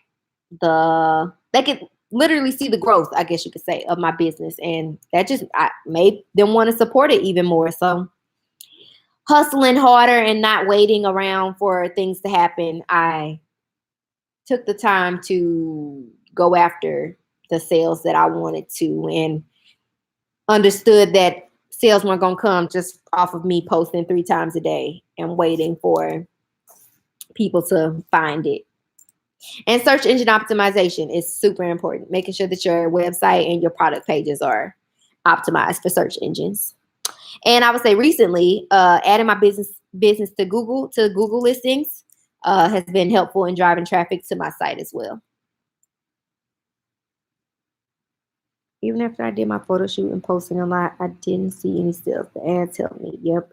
Really, that's crazy. I really noticed everyone's audience resonate with something different, because I noticed some sell with some, I hate to say it, but horrible pics. I agree. I feel like there's a subset of boutique owners out there who just organically already have an audience of people who maybe like how they dress or just like their personality and things like that, and they just support them off of that. They don't necessarily look at the quality of their photos or try to like gauge whether or not dang, that was fast. Or try to like gauge whether or not what they're selling is of quality. They just kind of go off their trust of the individual. And then there's some people who are great people with great prices and great merchandise and great photography and a great website who just don't have an audience of people. So I feel like it's a lot easier to grow a business when you already have an audience that follows you for like your personality, the way you dress, things like that. I feel like it's a lot harder when you don't have that. So like me, for instance, I keep saying this, but I am literally a nobody here. Like when I started my YouTube channel, nobody knew me. And as it grew, like I was just excited about it and I would share about it all the time. And so that like drew, I guess, like not excitement, but like what's the word? Like it drew like curiosity. It drew curiosity from people. Like they were like how's she growing this thing so much or so fast or whatever. So I started getting like a lot more followers based off of my YouTube growth, not necessarily like who I was. But over time, like those people started to interact with me and engage with me over time and stuff like that. And some of them support my boutique, but not a lot of them. More so they're just there being nosy. So I don't know. I feel like when you have an audience, it's a lot easier for you to just sell the merchandise, regardless of what it looks like or what your overall branding around it looks like. Versus you could have the greatest brand, everything could look amazing, good quality, but the mere fact that nobody knows you per se could be the thing that doesn't help your business. So then in that case, it comes down to you like being more visible. So instead of posting 3 times a day, maybe you post 4 times a day, and making sure you post every day, and you're engaging with people across the internet. You're in people's comments and leaving genuine comments about their outfits, or you're sending them DMs just to say like you love their profile picture and things like that. Like you have to like build an audience for yourself through being more visible. I would say, yeah. I think your hopefulness from dropping gems helped your followers. Yeah, I think that's what it was, honestly. I mean, and it's funny because I've always been this way. I just never necessarily, girls. Oh, these people are stupid. The people in my building are so.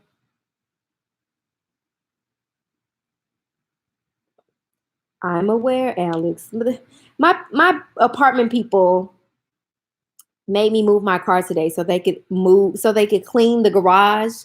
And so I work from home. So obviously, like, where am I moving my car to? I don't leave. I'm here all day. So I had to pay for parking. And I was like, okay, can you let me know what time the cleaning will be done so that I can move my car back into the garage, but also so that I can know how much time I need to pay for parking. And then she just emailed me back a bajillion hours later and said the cleaning was actually today. I'm aware.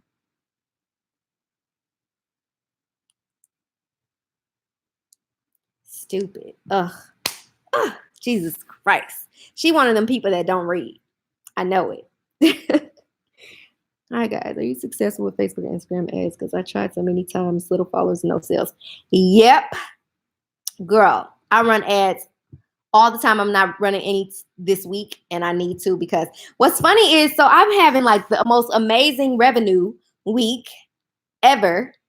And I think it was because I drove so much traffic to my website during my anniversary sale. And also I did my Black Friday sale earlier this week for like my services. But anyway, I'm having like a super great week in revenue and I'm not running any ads. So I'm like, dang it, I should have ran some ads because my revenue would have been up there this week.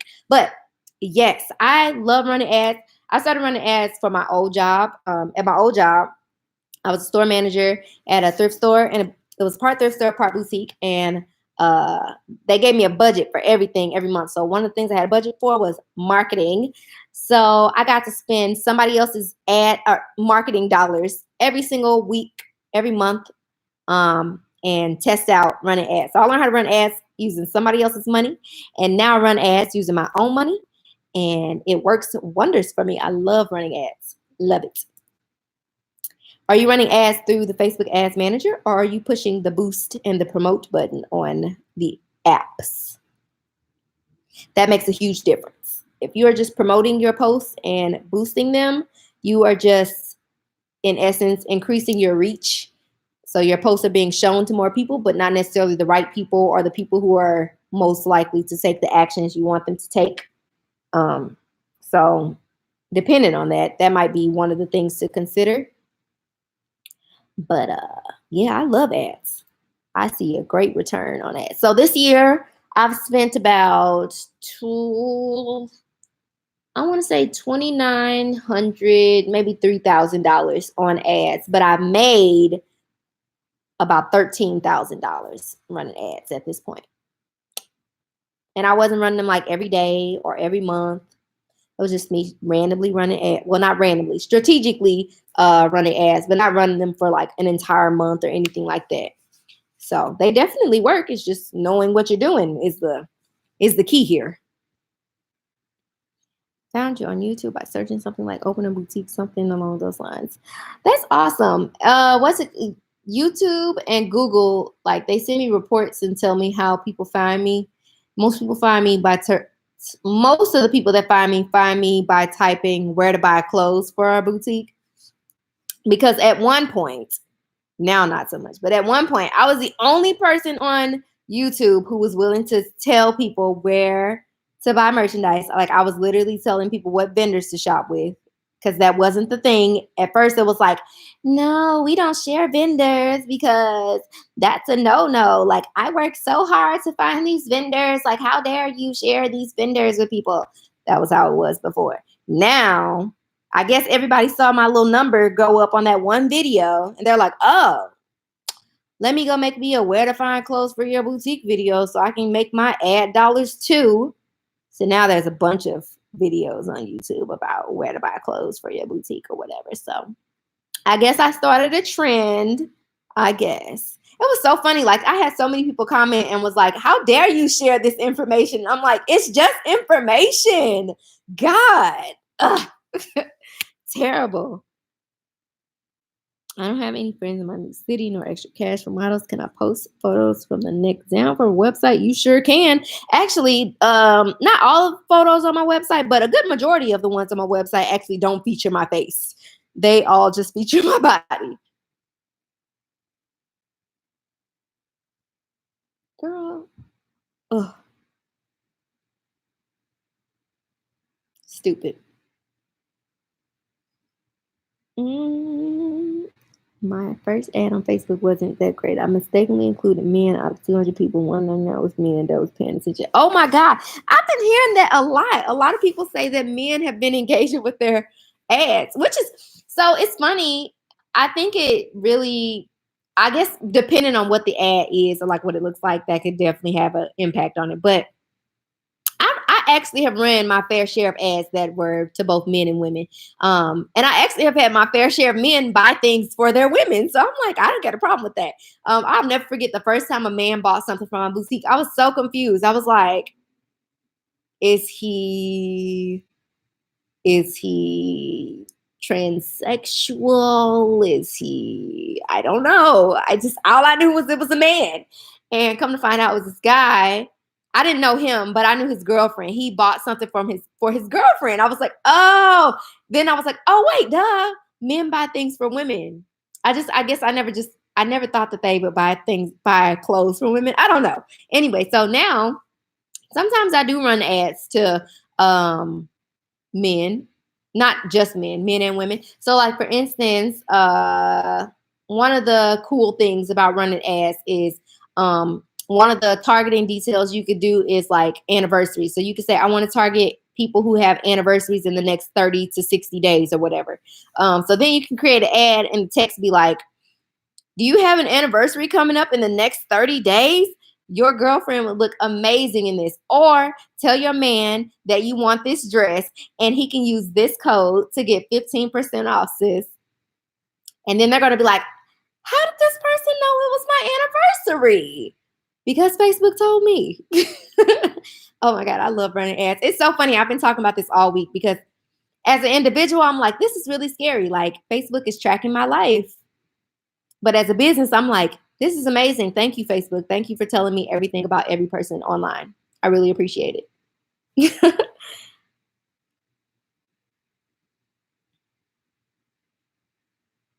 Hello, has Facebook reached out to anyone else to reach them how to? Yep, I had a call with them. So about 6 or 7 months ago, a girl or somebody from Facebook reached out to me and they wanted to have a call with me about how to set up my ad. So it's funny. So I actually took a marketing course earlier this year, which is about like running ads, but it was more so like for service-based businesses. Anyway, long story short, I had this call with the Facebook people like right before I started the marketing course, and I won't say it was helpful because most of the things she said I already knew. What I will say is she was, and I don't necessarily know if it's everybody, that all the people that do the phone calls, but she was very adamant about telling me how much money I needed to spend on the ad that I was running. So basically what it was she walked me through creating an ad and then like, I think creating a retargeting ad or something like that. I don't know. But she was adamant about like how much money I need to spend. And I was like, okay, I mean, I guess. So I think I let it run for like 2 days and I turned it off because I wasn't seeing the results I wanted or that I thought I would receive, especially seeing as I was already running ads and seeing results from them. So long story short, I didn't find it as beneficial as I thought it would be since it was a call with somebody who worked directly at Facebook. So in general, me myself, I spend $5 a day on most of my ads, at the most $10, depending on what it is. And I see some great return on those investments. Where's my iPad? I wish I could show y'all. Where? It's not around here anywhere. And it's not going to show up on the app. The app's just going to show me audience numbers. Anyway, I spend about $5 a day on these ads. I let them run anywhere between, usually up to a week, typically, sometimes longer.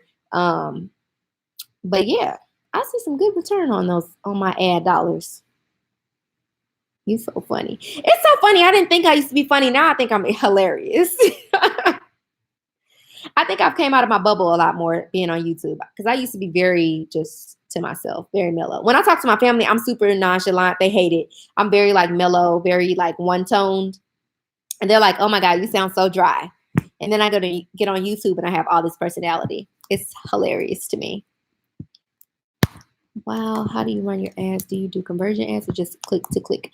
I usually use traffic ads and conversion ads. So I usually start with a traffic ad and I just start with the traffic ad and let it run for about a week or so. And then I'll create a retargeting ad that retargets the people from the traffic ad. And in the conversion ad, I'll offer them like a 10% discount or 15% discount or something to come back and buy the thing that they saw in the initial ad. Most people, when they start running ads, they go automatically for conversion because they want to make a sale. But in actuality, the normal individual, studies show that it takes an average of 7 times for a customer or a potential customer to see something from your brand or an ad or a post on social media or something like that. It takes on average 7 times before they will make the decision to buy something from you. So you have to get in front of them first and basically try your best to build authority and credibility so that then you can put your brand back in front of them again and sell to them the second time. So I use traffic ads or my objectives. I choose traffic and conversions. Thanks for sharing the olive branch with us. You are so welcome. Forever and ever, I promise I will share the olive branch with you guys. For as long as I gain knowledge, I will share it. Because I just don't understand. I just really don't understand people's mentality around sharing information. I'm just like, really? God, are you that scared of someone taking your customer?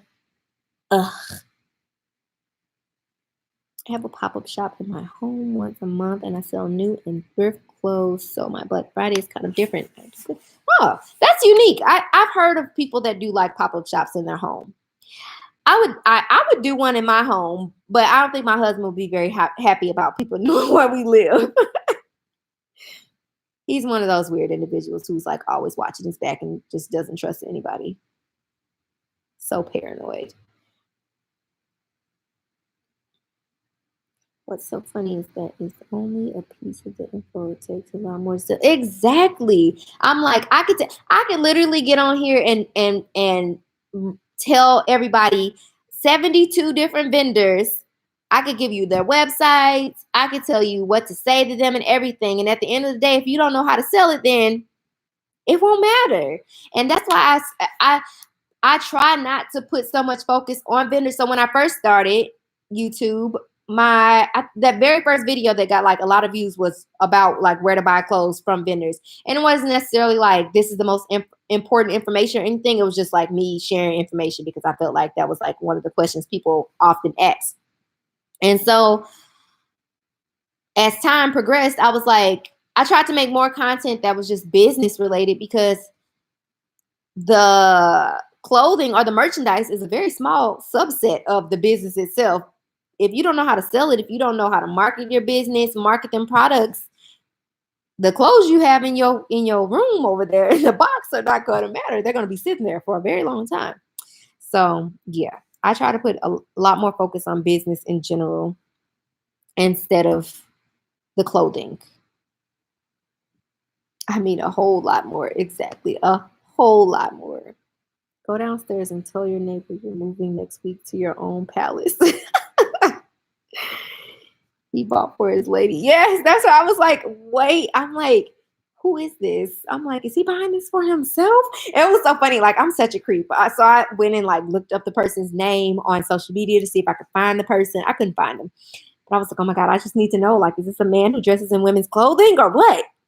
But it ended up being a guy who was buying for his girlfriend. It was so funny because I saw her wearing it on Facebook, I think it was. And I was like, oh, this is your boyfriend. Makes sense. Yes, I have men. Wait, where'd it go? Yes, I have men saying they want a woman on my ass. I try to do just women.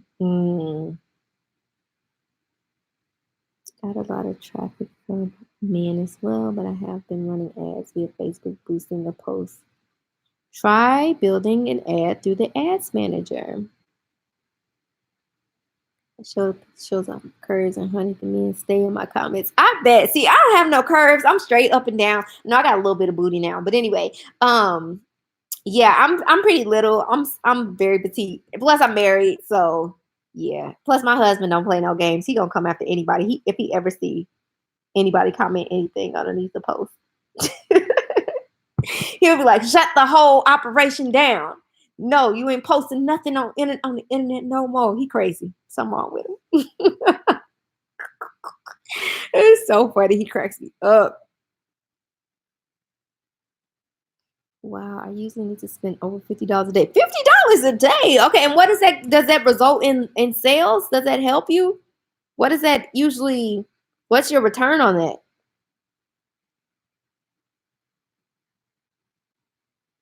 Yeah, she would remind me of my BF monotone. I feel like around us, she'd be live. That is so funny. Yeah, I'm definitely like, my sister will call me and I'm like, hello. And she's like, what you doing? And I'm like, nothing. Chilling. Same thing I'm doing every day. Woo, child. I got to do better. I got to sound more excited. Do you do one-on-one coaching? Yep. Let me see if I can find the link for that. I'll share it in the comments. I do coaching every day. Well, not on the weekends because I like to have a life too. Um, I had 1, 2, 3, 4, 5, 6, 7 coaching calls this week. I think the previous week I had double that amount and I thought I was dying because I'm not used to talking to people anymore. I used to work in retail, so I used to talk to people all day, every day. I don't talk to people as much, so being on the phone was like, whoo, child, what's happening? I put the link for my coaching calls in the chat box. See, you drop so many gems. God bless you. I be trying.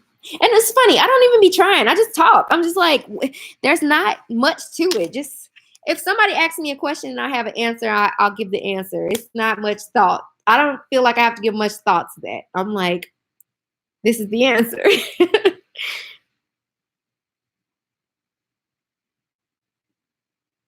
He blesses those who blesses others. Amen. My first Instagram increased traffic. Oh wait, my Facebook ads got rejected 3 times. I don't know what I'm doing wrong. There are multiple things. So, or not, I don't know for sure, but there are multiple things that can cause your ads to be rejected. Like sometimes it could even be a word in your ad, or in your caption. It could be the image itself. It could be the image has too much text. It could be a lot of things. So, like for instance, I have ran ads for like some of my services or like my courses, and I think it was something about money. I don't remember what the exact sentence was, but I said something about money, and my ad kept getting rejected. So I went in and edited the ad. I took out the money part and like rephrased it, and then it got approved. So like one of the things they don't allow is like you saying something along the lines that like is a guarantee. Like you can't say, and they also don't like ads that reflect sadness and things like that. So like if it's a happy related ad, they like those. Anyway, so for example, if you said like this product is guaranteed to help you lose 60 pounds in 30 days flat or something like that. Like you can't guarantee that. So 9 times out of 10, they would deny that ad because you can't promise somebody something that you can't guarantee is going to happen. So there are a multitude of things that they will reject an ad for.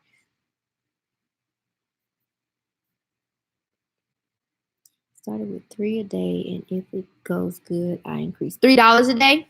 Is that what you mean? Yeah, I play around with my ads a lot. I start them, I pause them, I change them, I delete them. My dad's one got it. Oh, not to mention, people don't really shop with someone exclusively. I know I sure don't. Me neither. So people knowing your vendors doesn't mean your customers will stop shopping with you. Exactly.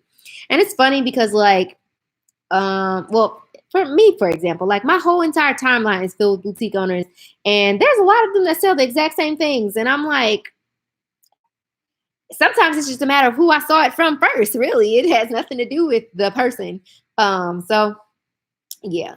I was talking to somebody on one of my calls earlier, and not earlier, because I only had one call today, sometime this week. And we were talking about like people utilizing other people's pictures and stuff like that. And one of the things I was saying is basically like I personally wouldn't use someone else's pictures or shop with someone who uses someone else's pictures, because the way my brain works is I don't feel like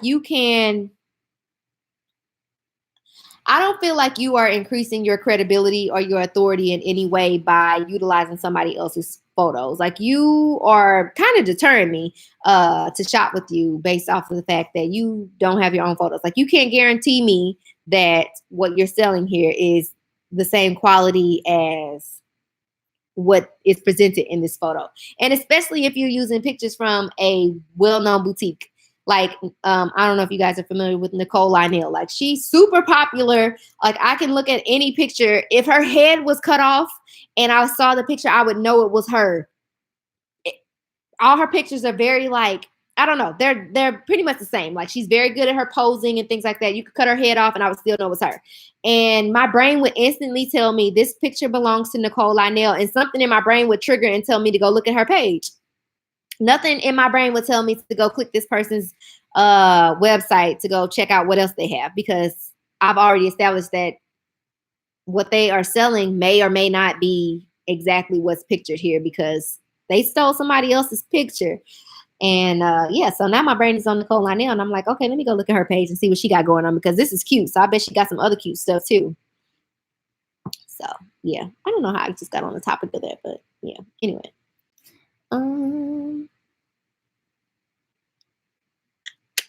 I just joined in on the chat. I hope could you repeat with that, please? Thank you. Oh, like an olive tree or olive branch is just like providing something to someone else. It's like a phrase that people say. How do you draw traffic to your YouTube videos post with no followers? So YouTube works like Google. So Google is more word based versus YouTube is video based. And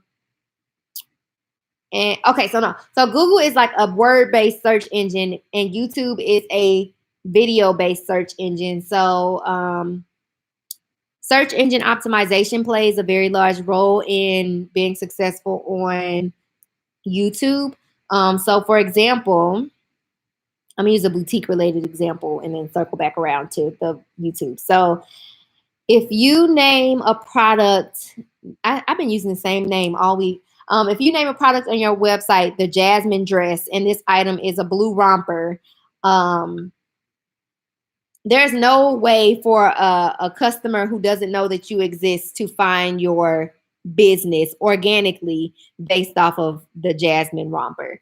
Versus if you named your product the Jasmine romper and you listed in your product description that this was a blue romper, and that you mentioned in your meta description that this is a blue romper, and you mentioned in your page title that this is a blue romper, you increased your chances of your product showing up in a search engine results because you told the internet what it is that's being sold here. So if you didn't tell them what's being sold here, it's not going to be found. So it works the same way with a video. You have to be very straightforward about what's being presented in the video. So you have to think about how a consumer or a viewer would search for what it is that you're presenting in the video. So for instance, most people want to give things a exciting title, both like on the products on the website and videos. So instead of saying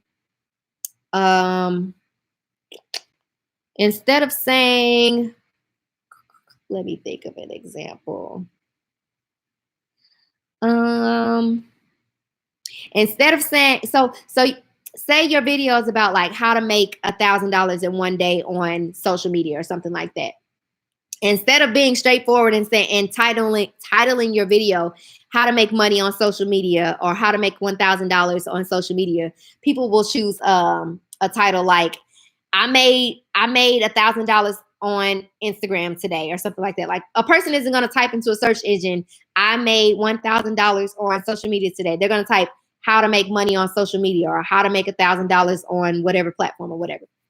So you have to think about your titles and write titles that reflect exactly what's being presented in the video, instead of giving it like some title that you think sounds exciting. It's going to cause people to click. They're not going to be able to click on it because they're not going to know it exists, because your title didn't reflect what this video is about.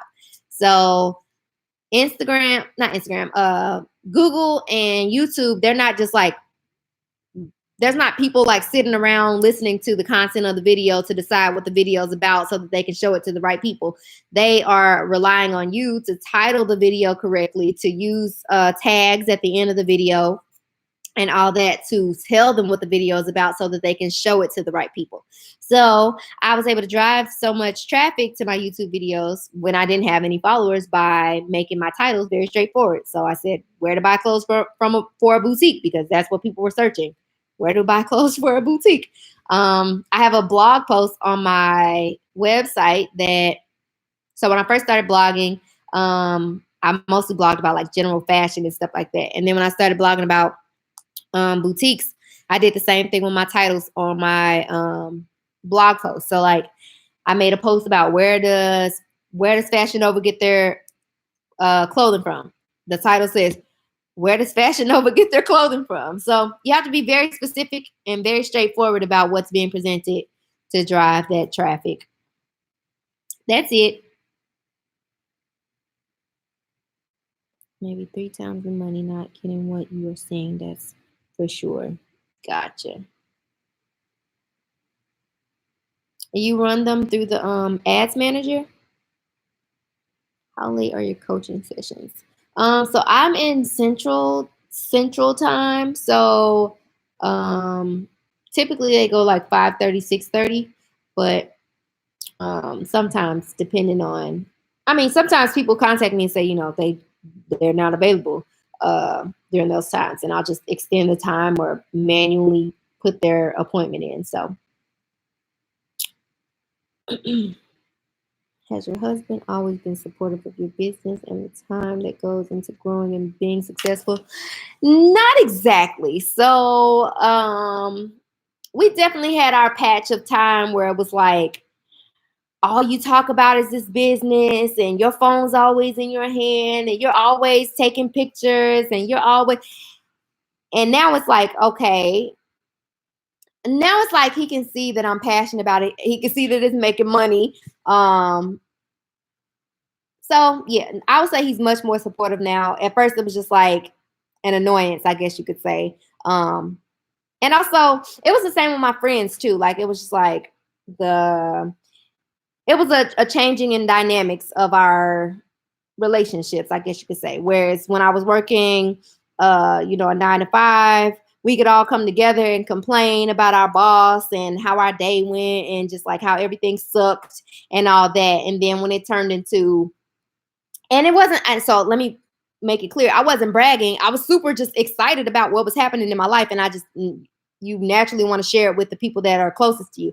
So when we came together, while they're still talking about their boss and how their day went and how it sucked, that wasn't my reality anymore. My reality was, I'm working on a business. These things are going great. I made this amount of money today and I grew my following and blah, blah, blah. So like, that was, I guess, a hard something for them to grasp, the changing of the dynamics in our interactions with one another. So I went through a hard patch with my husband and with my friends as well.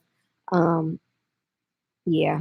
And it was hard for me to like explain to them like how important my business was to me. And I don't know. It's hard for someone to understand where you're coming from when it's not their reality. And just over time, it got better. I'll definitely say neither one. My marriage is fine. My friendships, not so much. They're a little. They're a little. I don't know. I don't even know how to describe them. I think my marriage is more so like stronger because he can physically see me every day and see the work that I put into it. Versus my friends are like, we ain't seen you in a minute. Like you just always doing that business stuff, and I'm just like, oh my god, like, ooh, child. So yeah. Could you please repeat what is olive tree? Olive tree is just a saying. It's not a thing. It's just a saying that people say. So they say like you pass an olive tree to someone else. You basically are extending something to someone else. You're passing something off to one another. It's just a saying. They use K and Co photos too. Oh God, yes, they will. Woo, child. I can look at her. Any picture of hers, I know it's her. I'm just like, really? Are y'all really out here using these people pictures like this? Like we don't know who this picture belongs to. I found you from that Wear Fashion Over Get Their Clothes From video. It's so funny. Like, I think, well, I don't know if it depends on the person, but I always have like my friends and families Google things just to see like how far in the Google results I pop up. So I had my husband type in where to buy clothes from. I mean, where does Fashion Over Get Their Clothes from on Google to see if my blog post or my video popped up. And it did. It was like the second or third result on the first page of Google. So I'm telling you, being more specific about your products, and if you're doing YouTube, your videos, being specific about what it is that you're presenting will help your search engine results, because people are searching for things online every day, and they can't search for your products if you didn't tell the internet what it is. And that goes for your product images too. So people search by, sometimes people don't search by like articles, they'll search by image. So you know how like your image will have a numbers, basically it'll be like 1234.jpg or png or whatever. You shouldn't rename your images as well. So if it's a blue romper, you say blue romper.png, because people search by by images as well. My computer's gonna die, so I gotta go get my charger. Ooh, excuse me. I do the ads manager and use the ads with the link to the items via Facebook post. Okay, gotcha. I would say I'm trying to think if there was anything in particular that helped my ads. Oh, hold on, guys. I gotta get my charger. We on 7%. So I'm in my office space now. It's a hot mess. It is so. Oh, child. There's boxes everywhere. Let me see if I can show you. There's a big stack of boxes right here. There's a box right here. Box over there in the corner. And there's like 3 more boxes coming tomorrow. I'm just like, and there's 2 boxes out in the foyer. There's boxes everywhere, taking over my life. Good marriage is golden. Amen. You're sharing a wealth of knowledge to others. I try. Me too, with my friends. The friends thing has definitely been a struggle. My friendships have changed a lot in the last 2 years. It started when I got married. When I got married, my friends did not take it very well. They were just like, we don't know this dude. And I'm like, you ain't got to know this dude. Like, I'm marrying him. You're not marrying him. They're like, who? Who is he? Oh, snaps. Did this come with my thing? So I just bought a new, oh, snaps. We in there. Oh, man. No, these are big ones. I don't want the big ones. I need the small ones. I just bought another label printer because I'm going to put barcodes on my stuff for the pop-up shop. But this roll size is not. These aren't the right size labels. So I just ordered the right size on Amazon, and they're going to come tomorrow. But yeah, my friends were like sucky about the marriage situation. And then, so I got married at the end of 2017. And then by 2018, I was on YouTube, and my YouTube was growing steadily, very fast. And then I started my boutique. And then earlier this year, I started the Boutique Academy. So it was like nonstop changes, and they did not take it well. They were like, mm-mm. And I'm like, this is it. It's happening. And it's funny because I always say, like, so I always call my businesses my babies, because I equate having a business to having a baby. I don't have any babies, so I mean, obviously I don't know what it's like to be a parent, but I treat my businesses like babies. They're my children. I assume, you know, when you have a child, you have to nurture it. You have to give it your time, give the child your time and your efforts, so that it can grow properly. I treat my businesses the same. They're my children, and I need to give them my time and my effort so that they can grow appropriately. And they don't understand that. I'm like, okay, one of them is a business owner. So I'm like, I don't know. It's funny because I used to always give her advice about her business before I had a business. And then when I started doing or having a business on my own, it was like a super shift in everything. So it's interesting.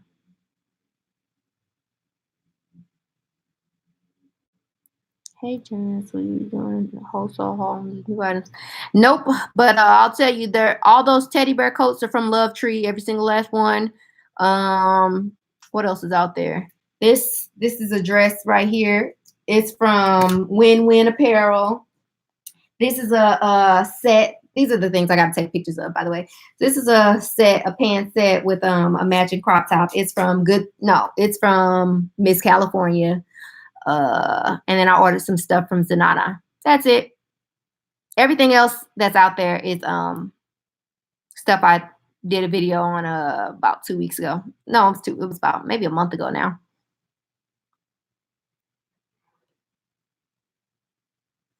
Those are not friends. True friends will stick around and understand your check dreams off your list. Exactly. That's how I feel. I really didn't understand like how things changed as swiftly as they did. It really shocked me. Which label maker do you use for shipping? The label maker I use, it looks just like this, but it's the 4XL. So this one's the Label Writer 450, and the one I use for shipping is a Label Writer 4XL.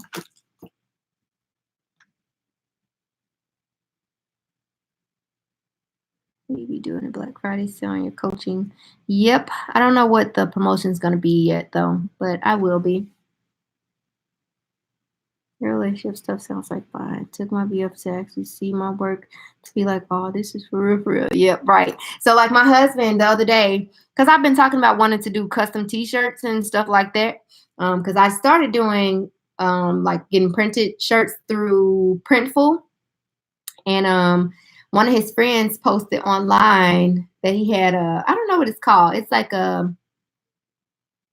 don't know. They're like these shirt. You can like press the vinyl onto the shirts. I forget what it's called. Anyway, it's like the machine that you can use to like print stuff on apparel. You could like print stuff on mugs and all that. Anyway, one of his friends posted that he had one for sale. It's brand new, and my husband bought it for me. I was like, "Ow, I ain't gotta buy this thing now." So it's funny to watch him like change his thought process around my business. Now it's like, okay, I see what you're doing there. A heat press. Yeah, that's right. Heat press. Yeah, he bought me a heat press. And it's brand new. I don't know why this guy had it, or why he was selling it, but it's brand new. I'm super excited. Sometimes not everyone moves up with you. Exactly. Exactly. Where can I find plus size coats? I'm not 100% positive. I've only bought coats from Love Tree. They sell plus size as well. So I would check out Love Tree. They have pretty nice quality coats. I got this really great what's it called? Faux leather jacket from them. I had it when I first launched, then I got it again this year, and it sold really well both times. And that came in plus size as well. So I would definitely check out Love Tree if you haven't already. I'll be your friend. Yay! Struggle with inventory because I want to have extended sizes, baking options, best cute stuff is limited. Definitely. I want to have plus size as well. That's another one of the things that like me and my friend didn't really fall out over it, but it was just like a constant topic, and it really started to drive me crazy because if, like I said, if you're not in the position, you don't understand. So I was constantly trying to explain to her that like I can't just go into a vendor's a store or website and say I need this in plus size and then it magically appear. They don't all make every single style in plus. And I don't know if it just was a case of her not understanding, or she didn't believe me, or she felt like I was just not as serious about having plus size. I don't know. But I was constantly like, I want to sell plus size, but I'm not going to compromise the quality of everything else I do in my business to appease her. So if I sell plus size, I want it to be, the same merchandise that I have for straight size women. I don't want it to be two separate collections of merchandise. I want it to be one collection of merchandise that is offered in extended sizing, and it all be of good quality.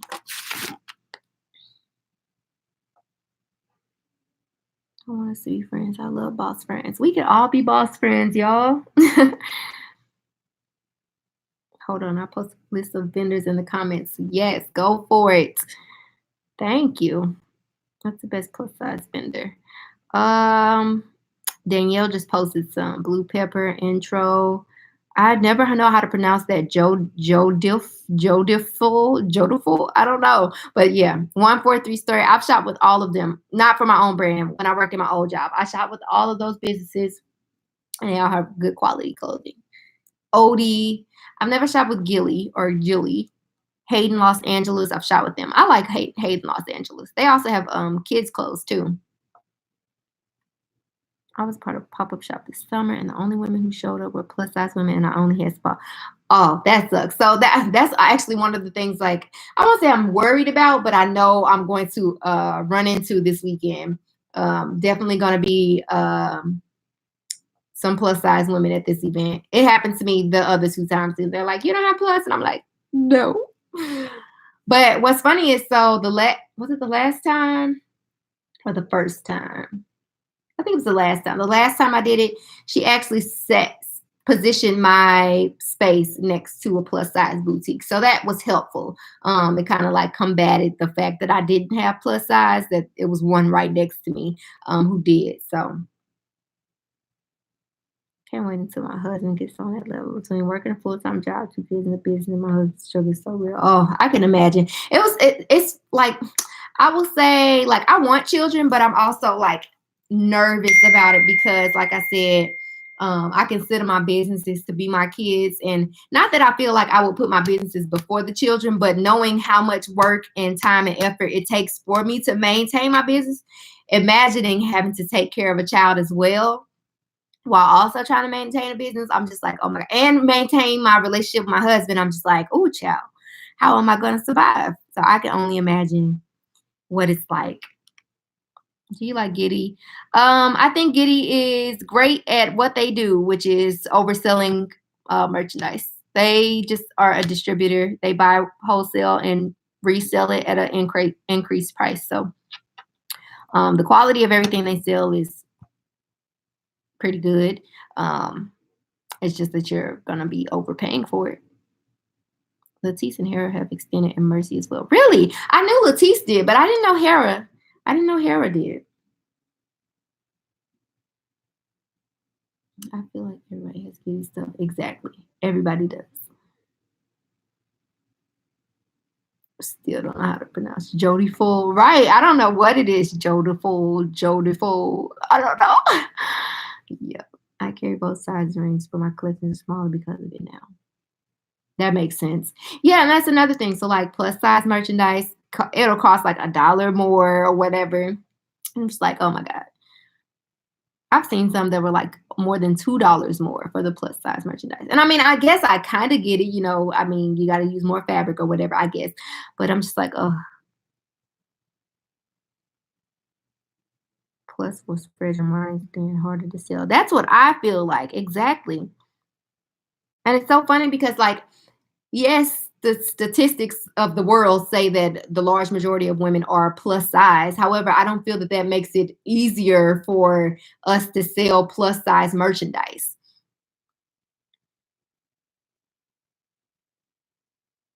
Just bought from Lido Accessories. Their quality is bomb. If you look for beanies and skirts, Lido Accessories. I have to try them out. And Fashion Love. I just favorited some items from Fashion Love. What was it, last weekend when I was in Chicago? I was, well, on the way there, I was looking at some pieces on Fashion Go.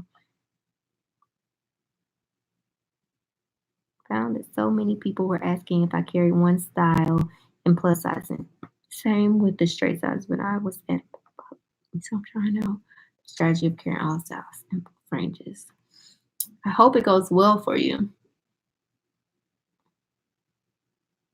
They don't have a wholesaler. Giddy buys from hundreds of wholesalers. They don't have just one. I've only bought from Giddy one time, and that was the one time I needed. Once I realized that they were just buying from other wholesalers, I didn't need that type of energy in my life. I'd rather save money and utilize my time to research and find the vendor that the item is actually from. So they shop with a long list of vendors. If you ever find anything on Fashion Go that is more expensive than Giddy, that means that that company is also a distributor. It's not the manufacturer. So that means that there's another company out there that's actually manufacturing it and it's cheaper from them. It has clothes that I really like that I could never find anywhere. Some clothes they do half packs. Now, I saw that they do half packs. I was like, well, that's smart. Guess I just need more vendors. Yeah. I mean, yeah, I'm not knocking what Giddy provides. They have access to some vendors that I've never seen because I mean, there's some styles that I'm like, oh, that's cute, and I go looking for it. Because I mean, I'm not gonna lie, I look at Giddy, but I'm not gonna buy from Giddy again because once I find out that I can buy those items cheaper, then I'm like, oh well, no. But yeah, they definitely have some great stuff. Let me see. Um,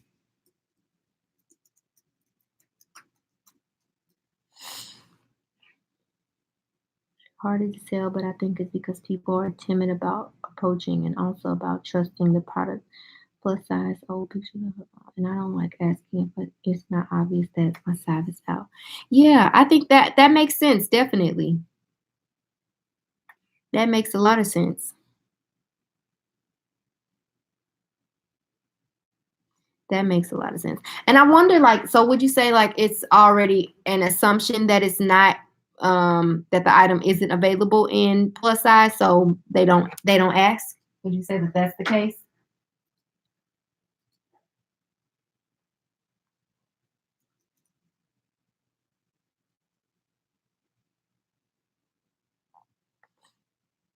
Good Time on LA Showroom is one of Giddy's. Yep, they get a lot of stuff from Giddy. I mean, from LA, from what's it called? Good Time USA. I just ordered something from Good Time USA. It should be here tomorrow. Will it be tomorrow? It's Good Time, America Bazzi. Yeah, it'll be here tomorrow. Oh man, I have a lot of stuff coming tomorrow. Dang. Oh, those are gonna be some big boxes. Oh, I just realized I have. Ooh, child. That's gonna be a lot of inventory to go through. I'm sad. That just made me real sad. Just think about it. Um, should stay at home. Trying to work. Sometimes I just hide in the bathroom. That's why I'm back on here. They were making it difficult. Oh my gosh. I searched LA Showroom because they separate distributors and manufacturers. Yeah, not I was gonna say Facebook. Fashion Go doesn't do a great job at separating. They do distinguish which ones they are, but you have to like be on the vendor's page and click the little drop down menu to see what they're categorized as. I'm getting on Giddy to see what's new, see if I know any of the vendors. Um,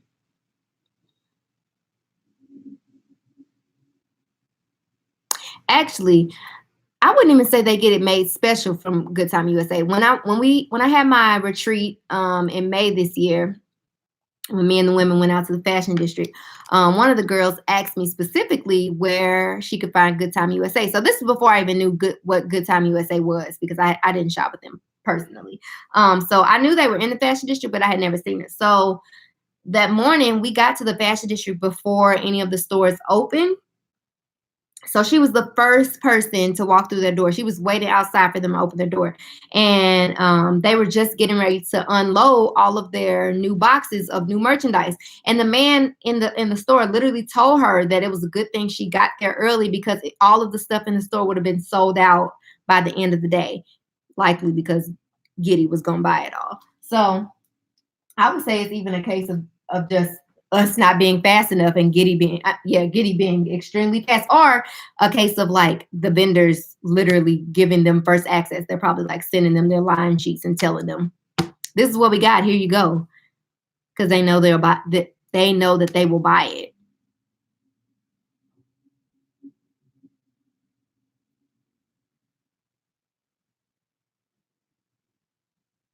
Plus size men. I have no idea. I have no experience. Well, I have very little experience with men's clothing. At my old job, we only bought men's clothing from like one vendor, and they didn't sell plus size. So I'm not 100% positive. I usually buy packs.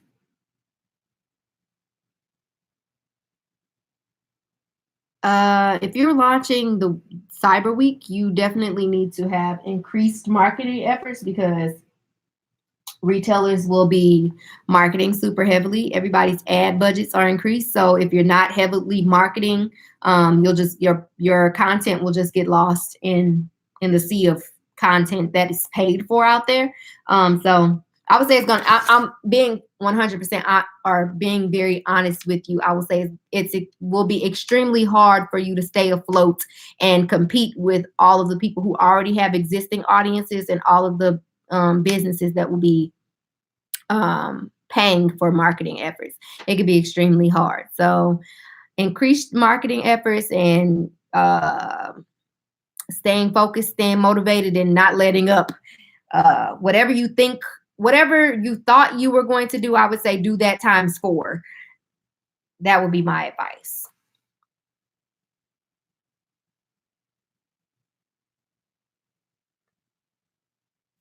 This is my first time seeing you live, Jens. Hey, I plan on watching your channel because I want to open my online boutique next year and have zero clue on where, how, or what. Well, awesome. Welcome. I have a webinar on here. It's like 2 hours long. I would say start there. If you go on if you click on my channel and then click video, no, just click on my channel. At the very top, the top video should be a webinar that says how to launch a boutique. That should give you a good start on where to start. Don't forget, you guys can use a picture search on Fashion Go. Yeah, the picture search works when the picture's super clear. Sometimes it doesn't work at all, though. You put hang tags on your clothes. If so, we use customize them. Yep. So when I first launched, I just used Vistaprint for my tags. My new tags are made by a manufacturer in China called JM Label. I found them at Magic. Do vendors? Yep, vendors have sales as well. So get your credit cards ready, y'all. That's why I already have things favorited. I already have things in my cart. This is what so I don't know if you were on earlier, but I was saying, like, as we are thinking about our goals around selling our merchandise for Black Friday, we also need to have goals in place as far as buying new merchandise to replenish and have new merchandise up on our site when Black Friday is over. So I always have an abundance of things already in the cart and already favorited. And I am literally just waiting for those Black Friday sales. Now, all of them won't have a sale. All of them won't have like a promotion. Some of them will just do like free shipping or something like that, which is fine. I'm fine with some free shipping because shipping can add up. But yeah, so yes, to answer your question, a lot of them will. Yeah, like, so I shop with High Five a lot. They've been running 30% off for like 2 weeks. It's crazy. I've ordered stuff from them on multiple occasions now. I'm like, okay, y'all need to stop this sale at this point because it's getting out of hand. I'm spending too much money. Yeah, it can really discourage you if you don't stay afloat and see people supporting bigger chains instead, but we got to stay motivated. Exactly. The company is called JM Label. J as in Jance, M as in Mary, Label.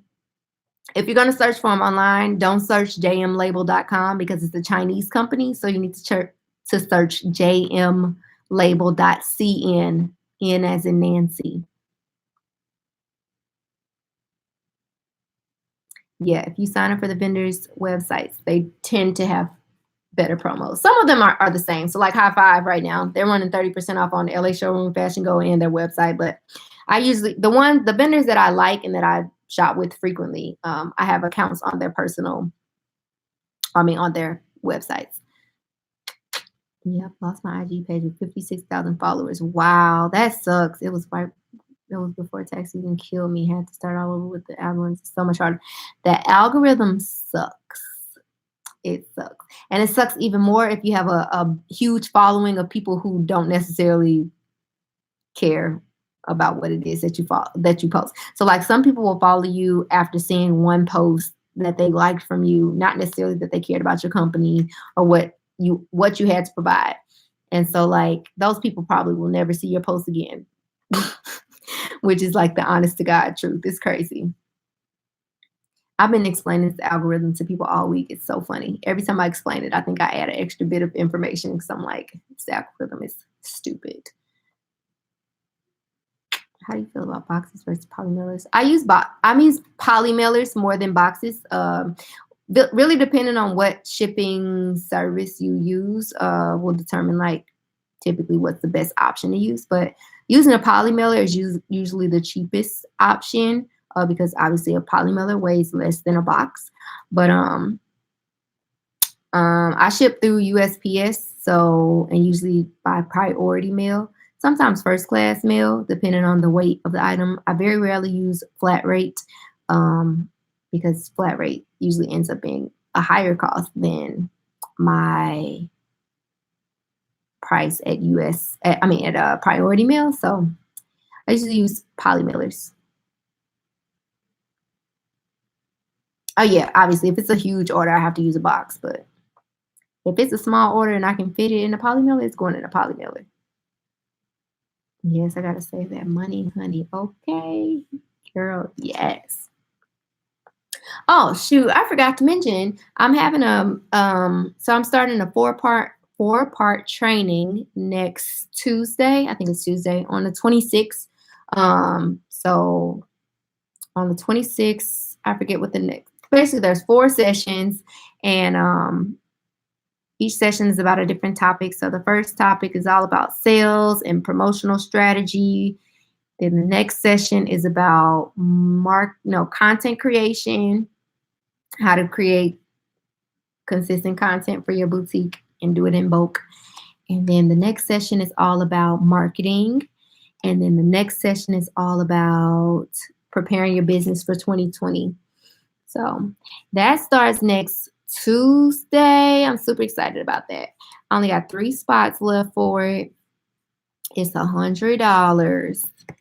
And you get to sit with me for about 2 hours each one of these sessions. But I'm super excited about it because it's not going to be like my webinars, which is more so me talking and then I answer questions at the end.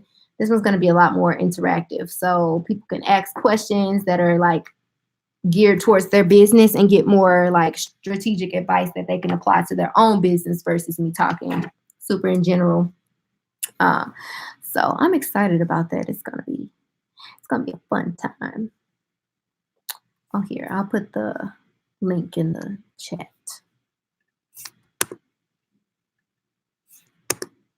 There you go. So yeah, that starts on Tuesday. There's 3 spots left for that. And yeah, it's gonna be fun. I'm excited. I don't see anything on Giddy today that I know what vendor it's from, but I also haven't been. Ooh, that's cute. That's cute. That's cute too. Oh. Yeah, I'm gonna have to get off of here because I already did all my shopping for this week. I can't buy nothing else.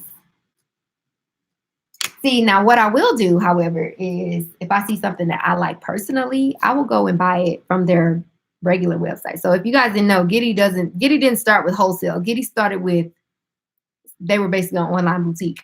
So if you go to Giddy online, you can shop regular and buy one thing for yourself. You shopping for your boutique, you go to Giddy wholesale. So I see some things that I like for myself. I'm gonna go over to Giddy online and see if I can find a couple things. It's a little cute. But again, I just said I don't go nowhere, so I don't need nothing. I need to not go looking at nothing. Jesus. There's some cute stuff on here, though.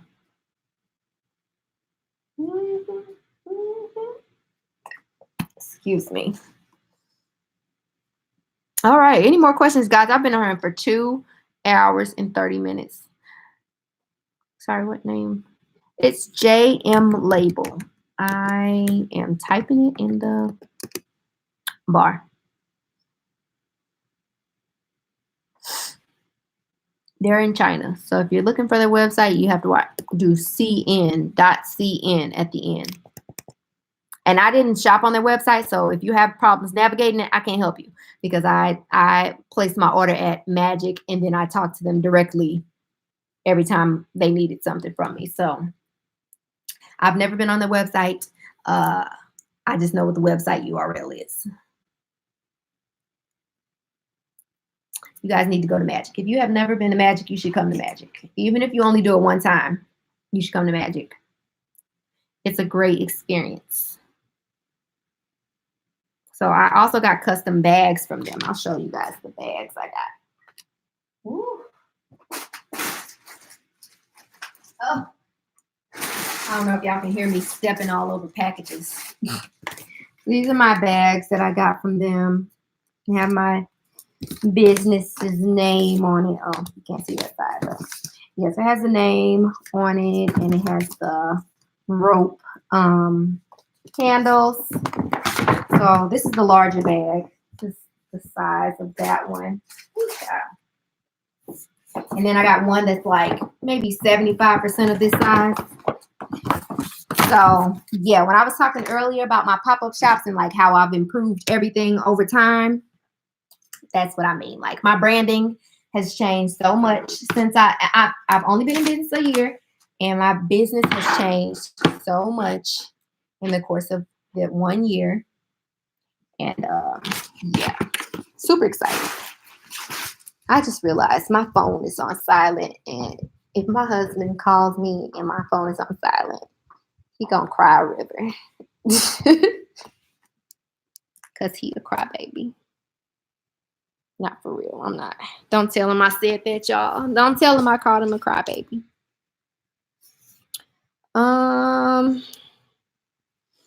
I think the tags were like 18 cents per tag or something like that, I think. Let me calculate. Because my total for my whole order was like $400 for all my tags and my bags. 18 cents. I ordered 1,000 tags, so that's $180. And my bags were, let's see, 400 divided, minus 180. It's 220. So my bags were like $1 something a piece. Can't remember exactly how much they were.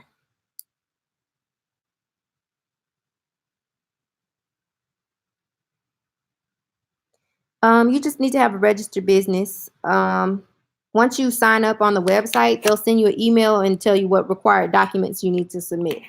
So like typically it's your business license, I think a seller's permit. I think you can also submit like a picture of your business card or something like that. There's like a list of things that you can submit to them. Ooh, I'm looking at all these clothes again. I'm like, oh my God, I can't believe I got all these clothes on the floor. Ooh, child. I got these really cute, so I don't know if you guys have seen the, what's it called? Oh, this is cute. I don't know if you guys have seen the whole teddy bear coat trend that's going on these days. It's got like this bomber style, teddy bear coat. So instead of the long, like pea coat style, I got bomber style instead. And it's olive green, and I'm excited about it. I don't know if you guys can see it. It's olive green. I'm in love with it, and I'm like, oh my God. Ooh, child. I can keep one for myself, but I really feel like I need to keep one for myself. So cute. That's the only thing I've taken a picture in today. Not that that's the picture that's going online. I usually would take a picture like this and just share it on my social media. So that's another thing I do. Even when I haven't shared or taken like the formal pictures, as I'm unpackaging stuff, I'll take pictures and I'll post it on my social media and be like, I'm in soon. And then people send me a DM like, oh my God, let me know when you get it. And some of them are not going to buy it, but best believe I'm going to circle back around and say, hey girl, the jacket's in, you can buy it now. I saw a few different cuts, but didn't see the bomber one. I am in love with the bomber one. I also got this reversible one. Hold on, I'll show you guys. So these are all from Love Tree. Oh.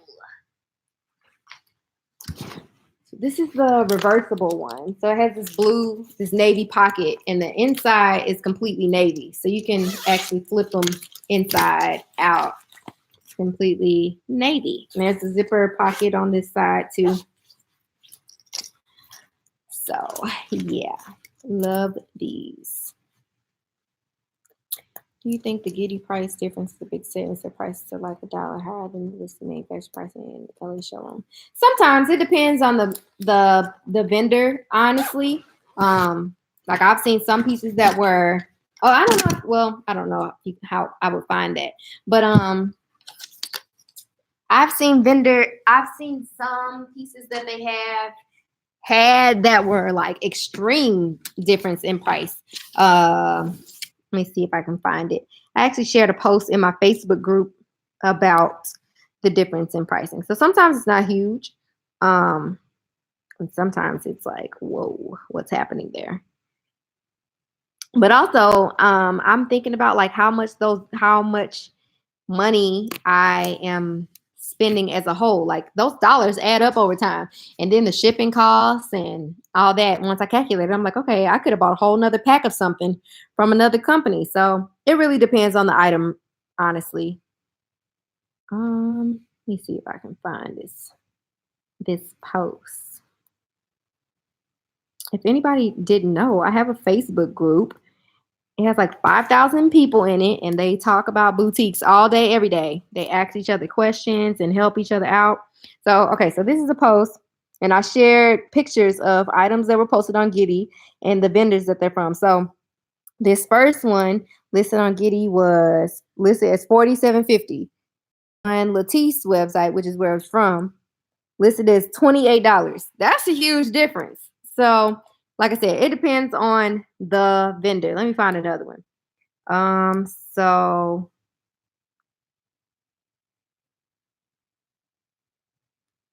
let's see. Oh, that's cute. That's cute. So like this one's not that huge of a difference, but it's still a difference. So this one was $30.50 from Giddy. And then here it is from Hot and Delicious, $27.50. So what's that? That's a $3 difference, but there's 6 in a pack. So that's 18, 21, say like $21, I think. No, $3. Is it $3? Yeah, $3 times 6, $18. So that's $18 extra. So it depends. Like I said, it depends on the vendor. It depends. 39 versus 48.75. 17 versus 20.75. 38 versus 46.75. So yeah. I just got accepted to your Facebook group and I love it. Everyone is so supportive and helpful.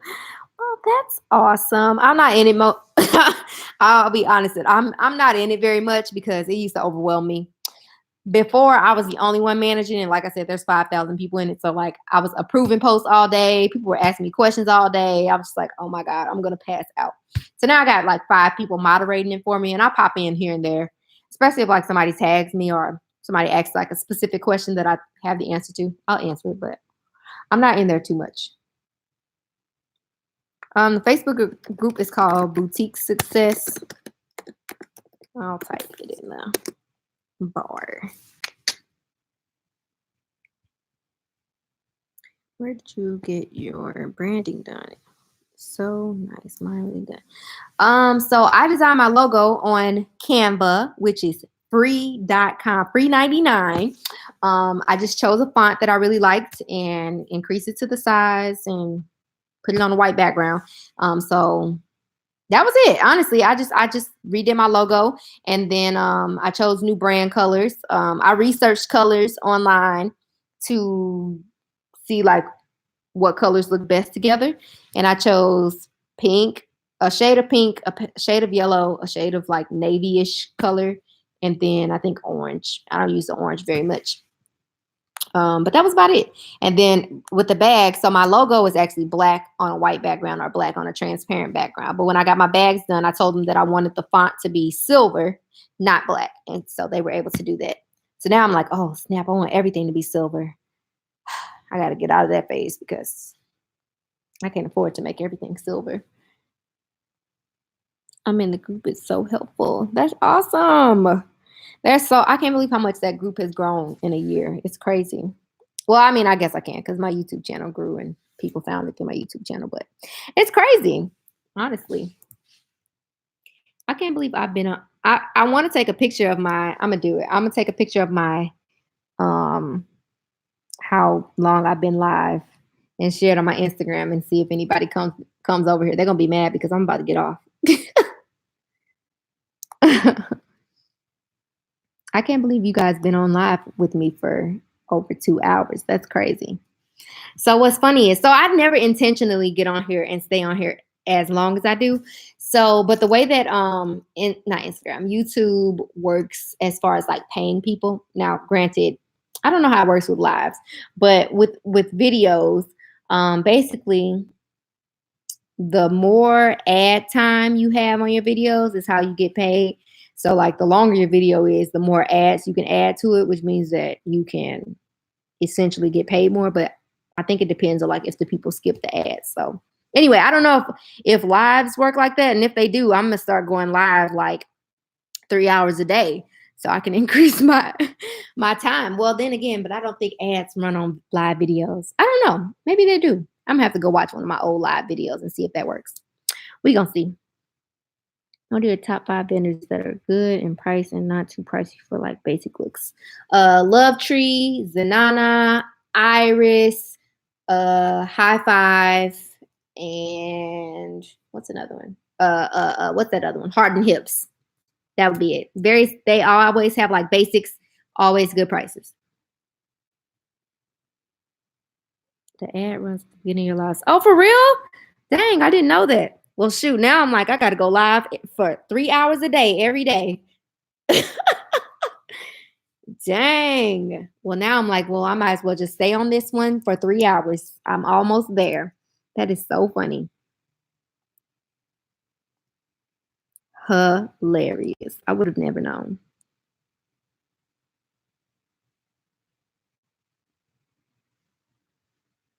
This is hilarious. I'm going to share this on my Instagram and see if anybody comes over. Yep, saw one when I joined. That's crazy. So they even play them before I'm live? Like I would have thought maybe on like the replay, like it plays on there, but dang, that's insane.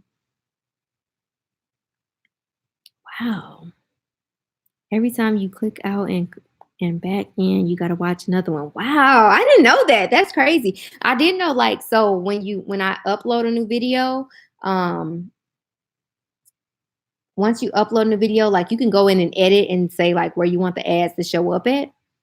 I never do though. I just let them choose where the ads are going to go. I probably should be strategic about that maybe, but yeah, I don't. I don't. Oh my goodness. That's insane. Good to know. I need to do better about my YouTube efforts. I'm pretty generic on here. I'm not very strategic about it. What's your IG? Are y'all following me on Instagram? Who's not following me on Instagram? I share a lot more on Instagram than I do on YouTube.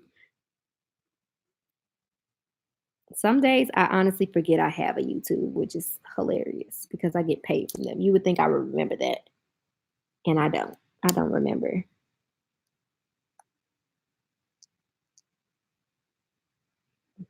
I'm never on it. My business one is Sultry City. I see your posts all the time, Sultry City.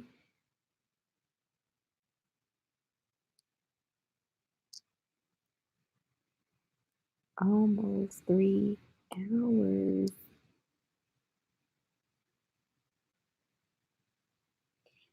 Every time I get on live, I always give my husband a disclaimer. And I'll say, I'm about to get on live. I'm gonna be on there for like an hour. And then he'll say, right. And then, so that happened on Monday when I did my Black Friday training. I said that I was going to be on there for like an hour and a half, I think I said. I ended up being on there for over 3 hours. It was like just over 3 hours.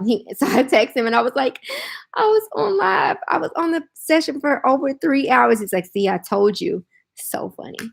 I be overdoing it. I got to do better in life. Jesus Christ. Got to do better. Google had like a event here in St. Louis, and I completely forgot about it. I'm so sad that I missed it. I feel like it would have been super beneficial to my life. Maybe next time. When I'm done learning, leave me alone. Like, I was like, when he coming out? That's so funny. Oh my God. Don't make your husband hate me. Oh my God. It's so funny. Like I've met some women like at Magic, especially who are there with their husbands. And it's so funny. They'll be like, babe, this is the girl from YouTube. And they're like, the girl you always watching? And she's like, yeah. And I'm like, this is so odd. And some of the guys are like, she's always watching your videos. That's all she does. And then the other guys are like, oh my God, you really do a great job. I'm like, thank you. It's hilarious. You laugh, oh, you still here? Yeah, I'm still here. Oh my God, I know I need a life. I got to do better. He'll learn. He already knows who I'm talking about when I watch YouTube. That's hilarious. You're a wifepreneur now, so you have to know when to turn it off. I know all so well. I am too. I'm a wifepreneur. Got it on the head. Right, exactly. Ugh. He's pretty understanding though, so I'm very grateful for that. He's pretty supportive with his big-headed self. Love your energy and how you help others benefit it. Don't know where to start. Thank you. I try. I feel like everybody deserves a chance to make their dreams come true. Okay. And often all they need is a push in the right direction or a little piece of knowledge that they couldn't find elsewhere. So if I can provide that to at least one person a day, I am always always happy. That's literally like how I live. Like me and my friends would talk about like what success means to us and stuff like that. I did a podcast like a couple months ago, and one of the questions she asked me was like what success meant for me, or like how, yeah, basically like what success meant for me. And I told her like success for me is being able to positively impact at least one person a day. If I can make some person feel good, make them smile, make them feel like the world is not falling on them, that they can succeed in some way, then I am happy. I've had so many days this year where I made no money at all, like days in a row where I made no money at all. And of course, obviously, like any other human, I was like, oh my God, like how am I going to pay my bills? But at the end of the day, I was like, okay, but I helped like 20 people today. So I'm good. So yeah. Are you doing anything at Magic? Yeah, I don't know what yet. Well, I know I'm hosting a meetup. The people at Magic, they gave me a room at the convention center. So I'll be hosting a meetup on the second day of Magic. I forget what the dates are, but I think it's February 5th, 6th, and 7th. So it'll be on the 6th. Hosting a meetup, but I'm gonna host an actual event. I just don't know what I'm gonna do yet. I haven't decided.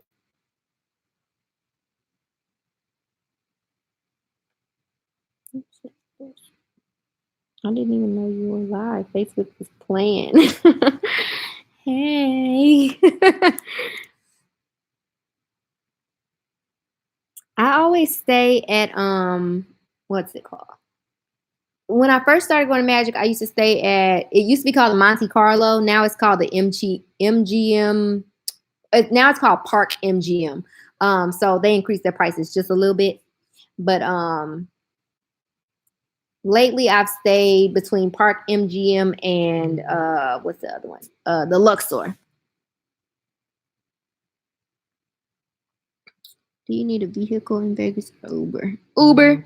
And for Magic, they have a shuttle that takes you back and forth to the convention center. So you don't even need an Uber during those times. You just they have a shuttle that goes to, they have a list of hotels that it goes to. So even if it didn't go to your hotel, you could walk like next door to the hotel next door and catch the shuttle from there. But they have a shuttle that takes you from the hotel to the convention center and the convention center back. It runs all day. So even if you decided you wanted to leave in the middle of the day or 2 hours later, there'll be a shuttle out there that could take you back to your hotel. Only time I use an Uber is like I need to go down the strip, and I've been walking all day at Magic, and I'm like, okay, now I need an Uber. But I've never rented a car in Vegas. Magic is always in Vegas, every February and every August. Never do a video on how to grow YouTube. I'm struggling to get subscribers, even though I'm getting the views. I can, but I mean, it would be a super short video. It would literally be me saying, you need to focus on the thumbnail. You need to focus on the title. That's it. That's all. And you need to create content that people are actually looking for. So at the end of the day, if no one's looking for the content, it won't matter because your business or your content isn't being searched for. So it's more so about creating content that people are looking for. So like me, for instance, I knew that there was an audience of people who were searching for boutique related knowledge. So I started creating videos with titles that reflected what they wanted to know. So that's it. That would be the gist of the video. Honestly, there really isn't, I don't have much knowledge by way of like strategy or anything like that. Cause those three things are literally the three things that helped my YouTube to grow this year. Magic is a must. 10 ladies wear some comfy shoes. Oh yes, comfy clothes and comfy shoes. And what's funny is sometimes the shoes you thought were gonna be comfy ain't comfy at all. So not the last time, but the time before last, I had on a brand new pair of Vans, I think it was. And I always wear Vans, but not this style of Vans that I had on. I didn't last 2 hours. So this is one of the times I called an Uber. My feet were hurting so bad, I called an Uber and had them take me to the mall so that I could buy a new pair of shoes and go back to Magic because my feet were hurting so bad. So yeah, you definitely need some comfortable shoes. Very important.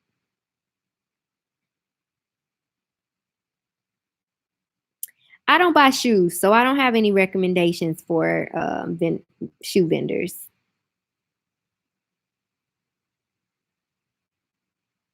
Yep, I'll be there in August. I go each time. I go in February and August every year. Girl, that was me. Girl, my feet were killing me. I was like, I got to go. I was like, wow, Jance, really? Really? Hilarious.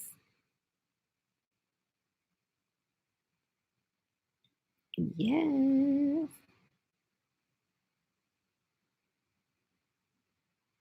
Oh, hilarious.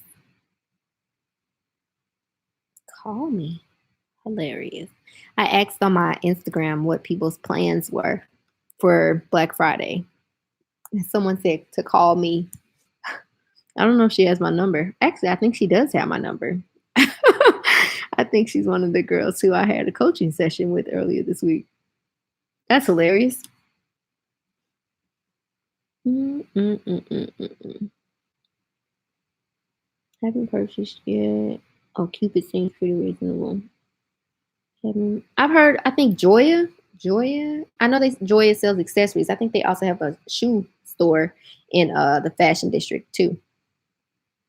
I haven't purchased yet, but that's where I'm looking to buy when I expand into the category.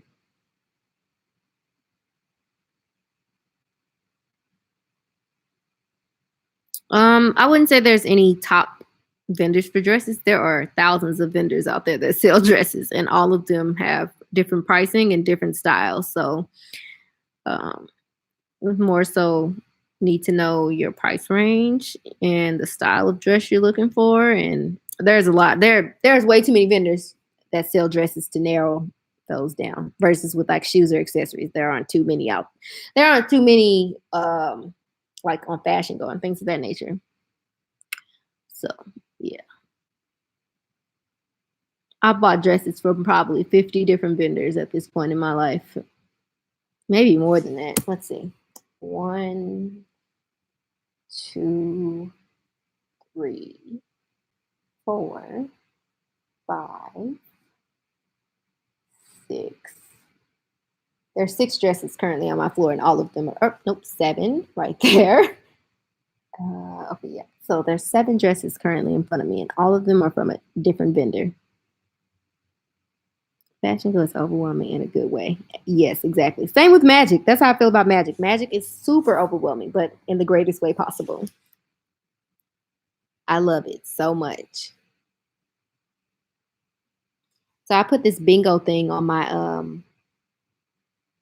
so funny. I put bingo on my I put a bingo on my Instagram today for Black Friday, and I had people share it on their stories and tag like what they or scratch off what they've done to prepare for Black Friday. Hilarious. Dang, she got bingo a bunch of times. I ain't got bingo yet. Hilarious.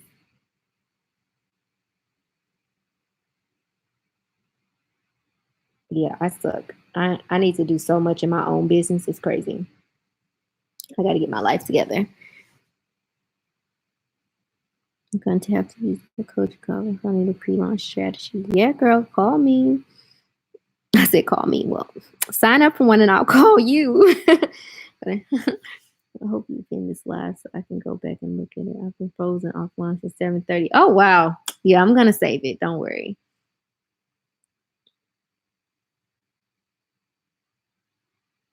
I got back in time to see my bingo. I know. I'm like, dang, you're a bingo queen. That's crazy. I'm like, wow. I got to get my bingo in order. My bingo is not popping at all.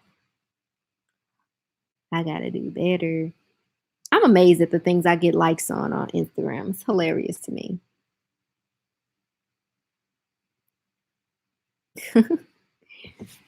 All these followers missing out. When will you log off? I'm driving to work. I'm logging off in 4 minutes. I just told them, I'm like, I'm just gonna go until it says 3 hours. So 3 minutes and 49 seconds. That's when I'm gonna log off. Anybody got any last minute questions? This is your last opportunity to ask a question. It's almost 9 o'clock. I'm gonna go to sleep. No, I can't go to sleep. I need to finish planning this stuff on the floor. I need to move it at least. I need to clear my husband's PlayStation spot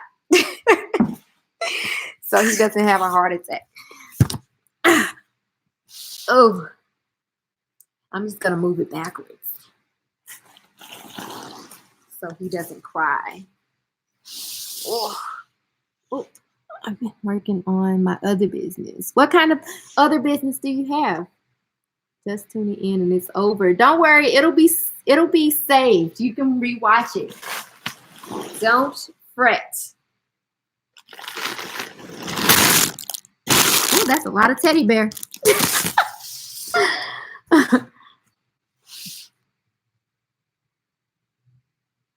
I absolutely love that you're so open. It's not all about money like with others. Exactly. I'm like, first of all, there's so much money to go around in this world. So I would never let that be the thing that drives me to keep going. And then I always remember there are 7.7 billion people in this world. So I'm like, the 22,000 that follow me on YouTube are just enough for me. First of all, I didn't know that I was going to have 22,000 people following me on YouTube. So forever grateful for that. And because it was never my intention, it makes it a lot easier for me to not focus on the money aspect of it because it all happens very organically for me. So as long as I can pay my bills, I am good. Now, I won't lie and say I don't care about money. I will not. The money has definitely afforded me I will say, I mean, it ain't afforded me like nothing crazy, but my apartment's pretty nice. Like in comparison to my last place, this one's immaculate. But yeah. We have a business where we customize basically anything for people. Oh yeah, I saw you on Natalie's live a few days ago, or like last week, because she was looking for someone to do her journals. I think it was. Not positive. But yeah, I remember that. PlayStation. He how old? Now I'm 33 and do not play video games. He's 32. Launching December 7th. The most overwhelming thing is overwhelming. Merchant on Fashion Go. Yes, it definitely is. Yeah, I got to go back and about my abandoned cart question. Oh yeah, I don't even. What was your question? Excuse me, I don't know if I answered it. I'm in Australia. I would love to go to Magic. You should definitely go for sure.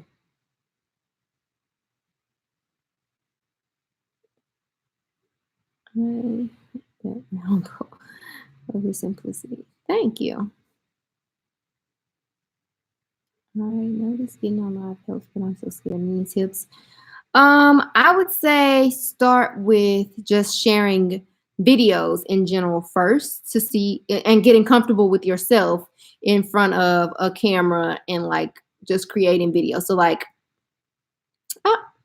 I think I've only gone live on my boutique's Instagram once. But I have created like styling videos and things like that from the beginning of my business. So I would say start with creating videos just with you in the room to get comfortable with just seeing yourself on a camera and things of that nature, and then branching into doing lives. And then give yourself like a time limit for the lives. So maybe you go live for 10 minutes one day, then the next time you do, you up it to 20 minutes, things like that. How to set up automation emails for it. Oh, okay. Oh wait, and you said it's for GoDaddy, right? Is that what it was? Because I think I said I wasn't familiar with GoDaddy's platform. I think that's what occurred.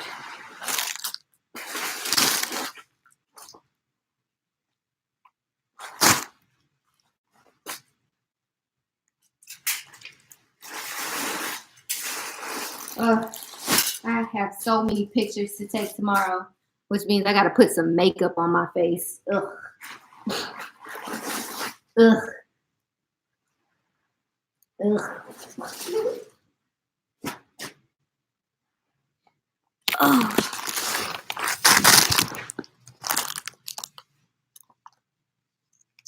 Yeah, I get confused with that. Okay, we'll Google. Yeah, I'm not sure with GoDaddy. I'm gonna have to do some research because that's one of the platforms I don't know. I've built websites on Squarespace, WordPress, Shopify, Wix, never on GoDaddy. GoDaddy heard it's hard. She would be better off exporting her contacts to a much easier platform. Yeah, I agree. Yep, probably. That would definitely probably be the best option.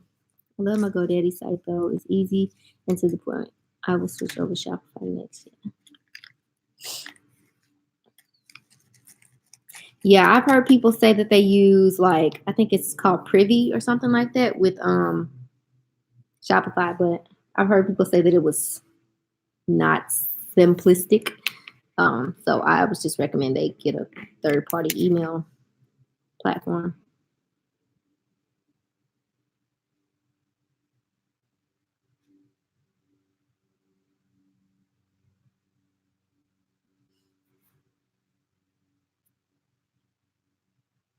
I charge $300 for Shopify websites, but if you are just going to upload your own pictures and everything and your own products, then it's half the price. Shopify is super easy to build, so yeah, I can build a Shopify website in like 2 hours. That's how easy it is. But because of the bulk of it is just really the homepage, the rest of it's kind of basically built for you. You just have to like input your pages, give your pages a name, create your menu, and then upload the products. They'll design with actual page looks like. And then you just go in and say, like, I want this button to be this color versus the text on this part to be this color, things like that. So the only thing you really have to design per se is the homepage. The only thing that gets a little bit more complex, I guess you could say, is if the person wants to utilize a third party, what's it called, theme, and not one of the free Shopify themes.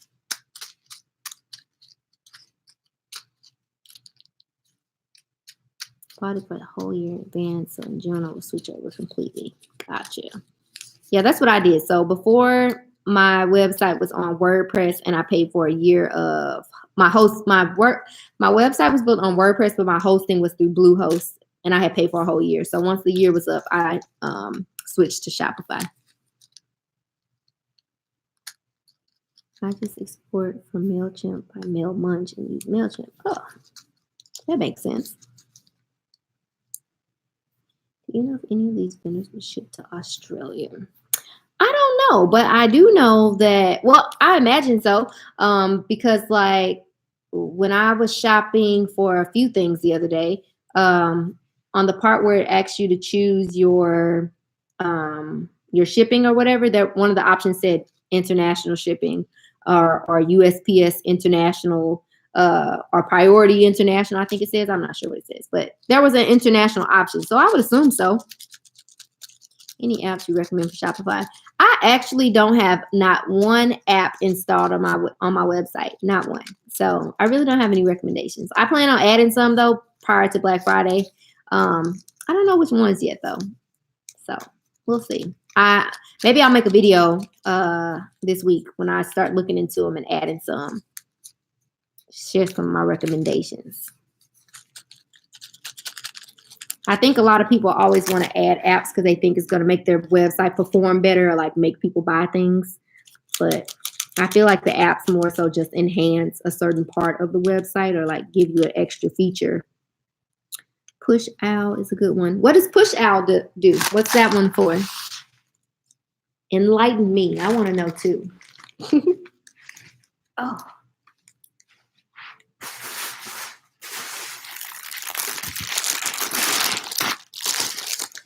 Push Owl. I have to remember that.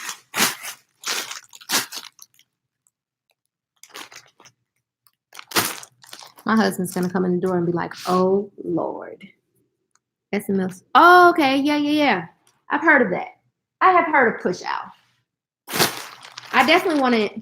Is that one of the paid ones? Or does it have like a free trial or whatever? Or you can send so many before it charges you?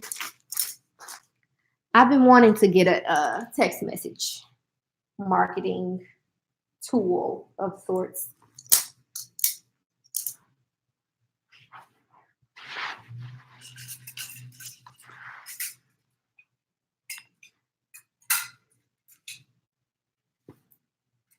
Oh.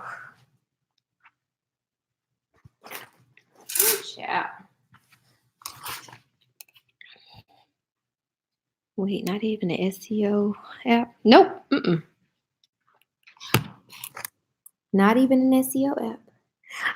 I won't say I'm an SEO pro, but I've been building websites for 10 years now, so I'm pretty seasoned, I guess you could say, in the website area. So I have a lot of experience with just like writing product descriptions or writing blog posts and making sure they're optimized for specific keywords and things like that. So that's not really my area of struggle. Like my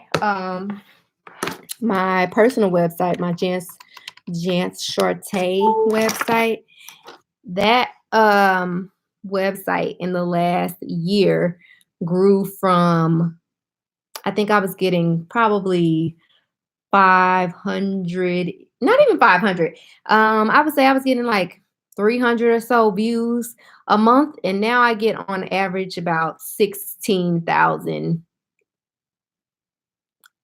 or more, depending on the month, views per month. And that's just organic traffic coming to my site.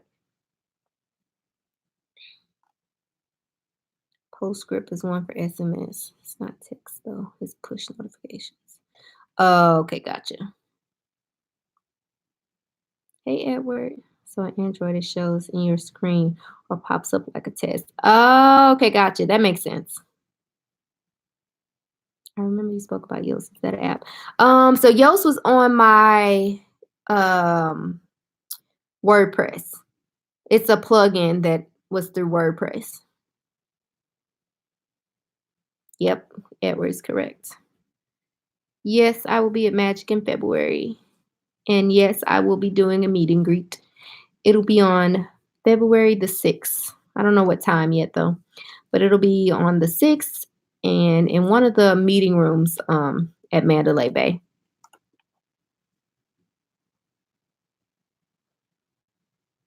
What? Oh my, I only get views from social media. I get a ton of views from, well, it's on my Jan Sharte page for sure. Almost all of the views I get come from search engines. Utilize the Shopify POS hardware. The only hardware I have for Shopify is this little guy, this card reader. So it's one of the chip dip situations. So it takes chip cards and it also takes Apple Pay, which is really nice. I love Apple Pay. It's the only thing I use. This and my phone. So this connects through the Bluetooth on my phone.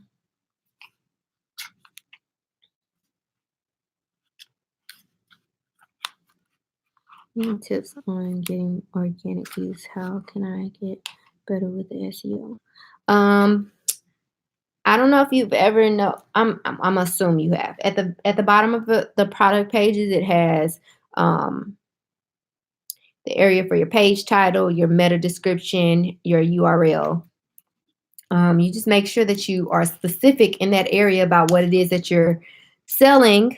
So basically, each page on your website needs to be optimized for a keyword or a keyword phrase. So when you're adding products, you more so want to think about what a person would type into a search engine in order to find whatever it is that you're selling there. And then your website in general, for your pages, you can you could do the same thing. So change the page title, the meta description, and the URL so that it reflects a description of whatever it is. So like for instance, I want my boutiques to show up if a person types in best boutiques in St. Louis, not necessarily saying that shows up. Actually, I don't know what boutiques pop up if you type that. I'm gonna look. But I'm pretty sure that's one of the things I have written in my not page title, meta description for my website. So just paying attention to like the keywords that you utilize. That would be the easiest way that I can explain it. What am I typing in, guys? Best boutiques. I think this keyboard's about to die. It needs to charge. Best boutiques in St. Louis. Let's see what pops up. Yes, familiar. I changed mine, but still no views. Maybe I did it wrong. Or maybe you need to optimize it for a different keyword. I'm gonna have to go check out these boutiques. I'm familiar with one, Honey Child's boutique, Lay Divine Collection, Epiphany Boutique. I don't even know what that first one is. City Boutique Coho. I'm familiar with that one. East, West. I'm about to put up a post on my page and tell people to go search for my business on Google and leave me a review. That's what I'm going to do. Brazen Boutique, St. Louis.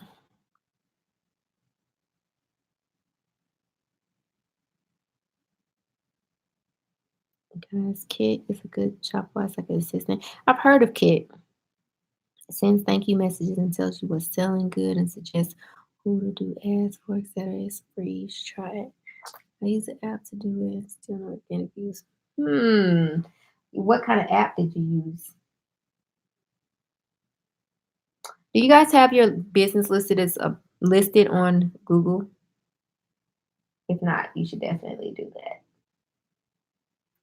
You can add products to your, so basically you can create a profile for your business on Google. So this is my business on Google, and I have products and things of that nature.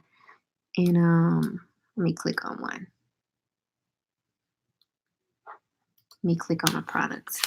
So if I click on a product, it opens it up with a description, and then it shows other products in this category. I haven't added all of them, but you get the gist. And then there's a big button that says buy. Yeah, so check that out if you haven't already. It even links to my Instagram and my Facebook, all that. Speaking of which, I need to post on Insta because I ain't did that in a few days because I've been tired. Kit sends the messages, and it can also run Facebook ads to connect them. I've heard it runs Facebook ads, but I never knew about the sending messages part. Facebook posts. Cool.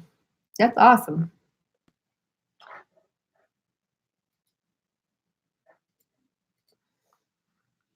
All right, guys, I've surpassed my 3 hours, which I did by accident. I'm 14 minutes over. So I'm going to go ahead and log off because I'm hungry, but I think I'm more sleepy than I am hungry. And I need to finish getting my pile of clothes off the ground. So, yeah, when you add new items, she will say, I noticed you added blah, blah. Should I run an ad or update fans? Oh, dang. That's cool. I'm going to have to check it out. All right, guys, good night. Thanks for tuning in and chatting with me for 3 hours, which is insane. I hope you gained something great from this. It's always nice chatting with you guys. So I'll talk with you all soon. And I'll try to remember to go live from my pop-up shop on Saturday so you guys can see what's happening out there. So until next time.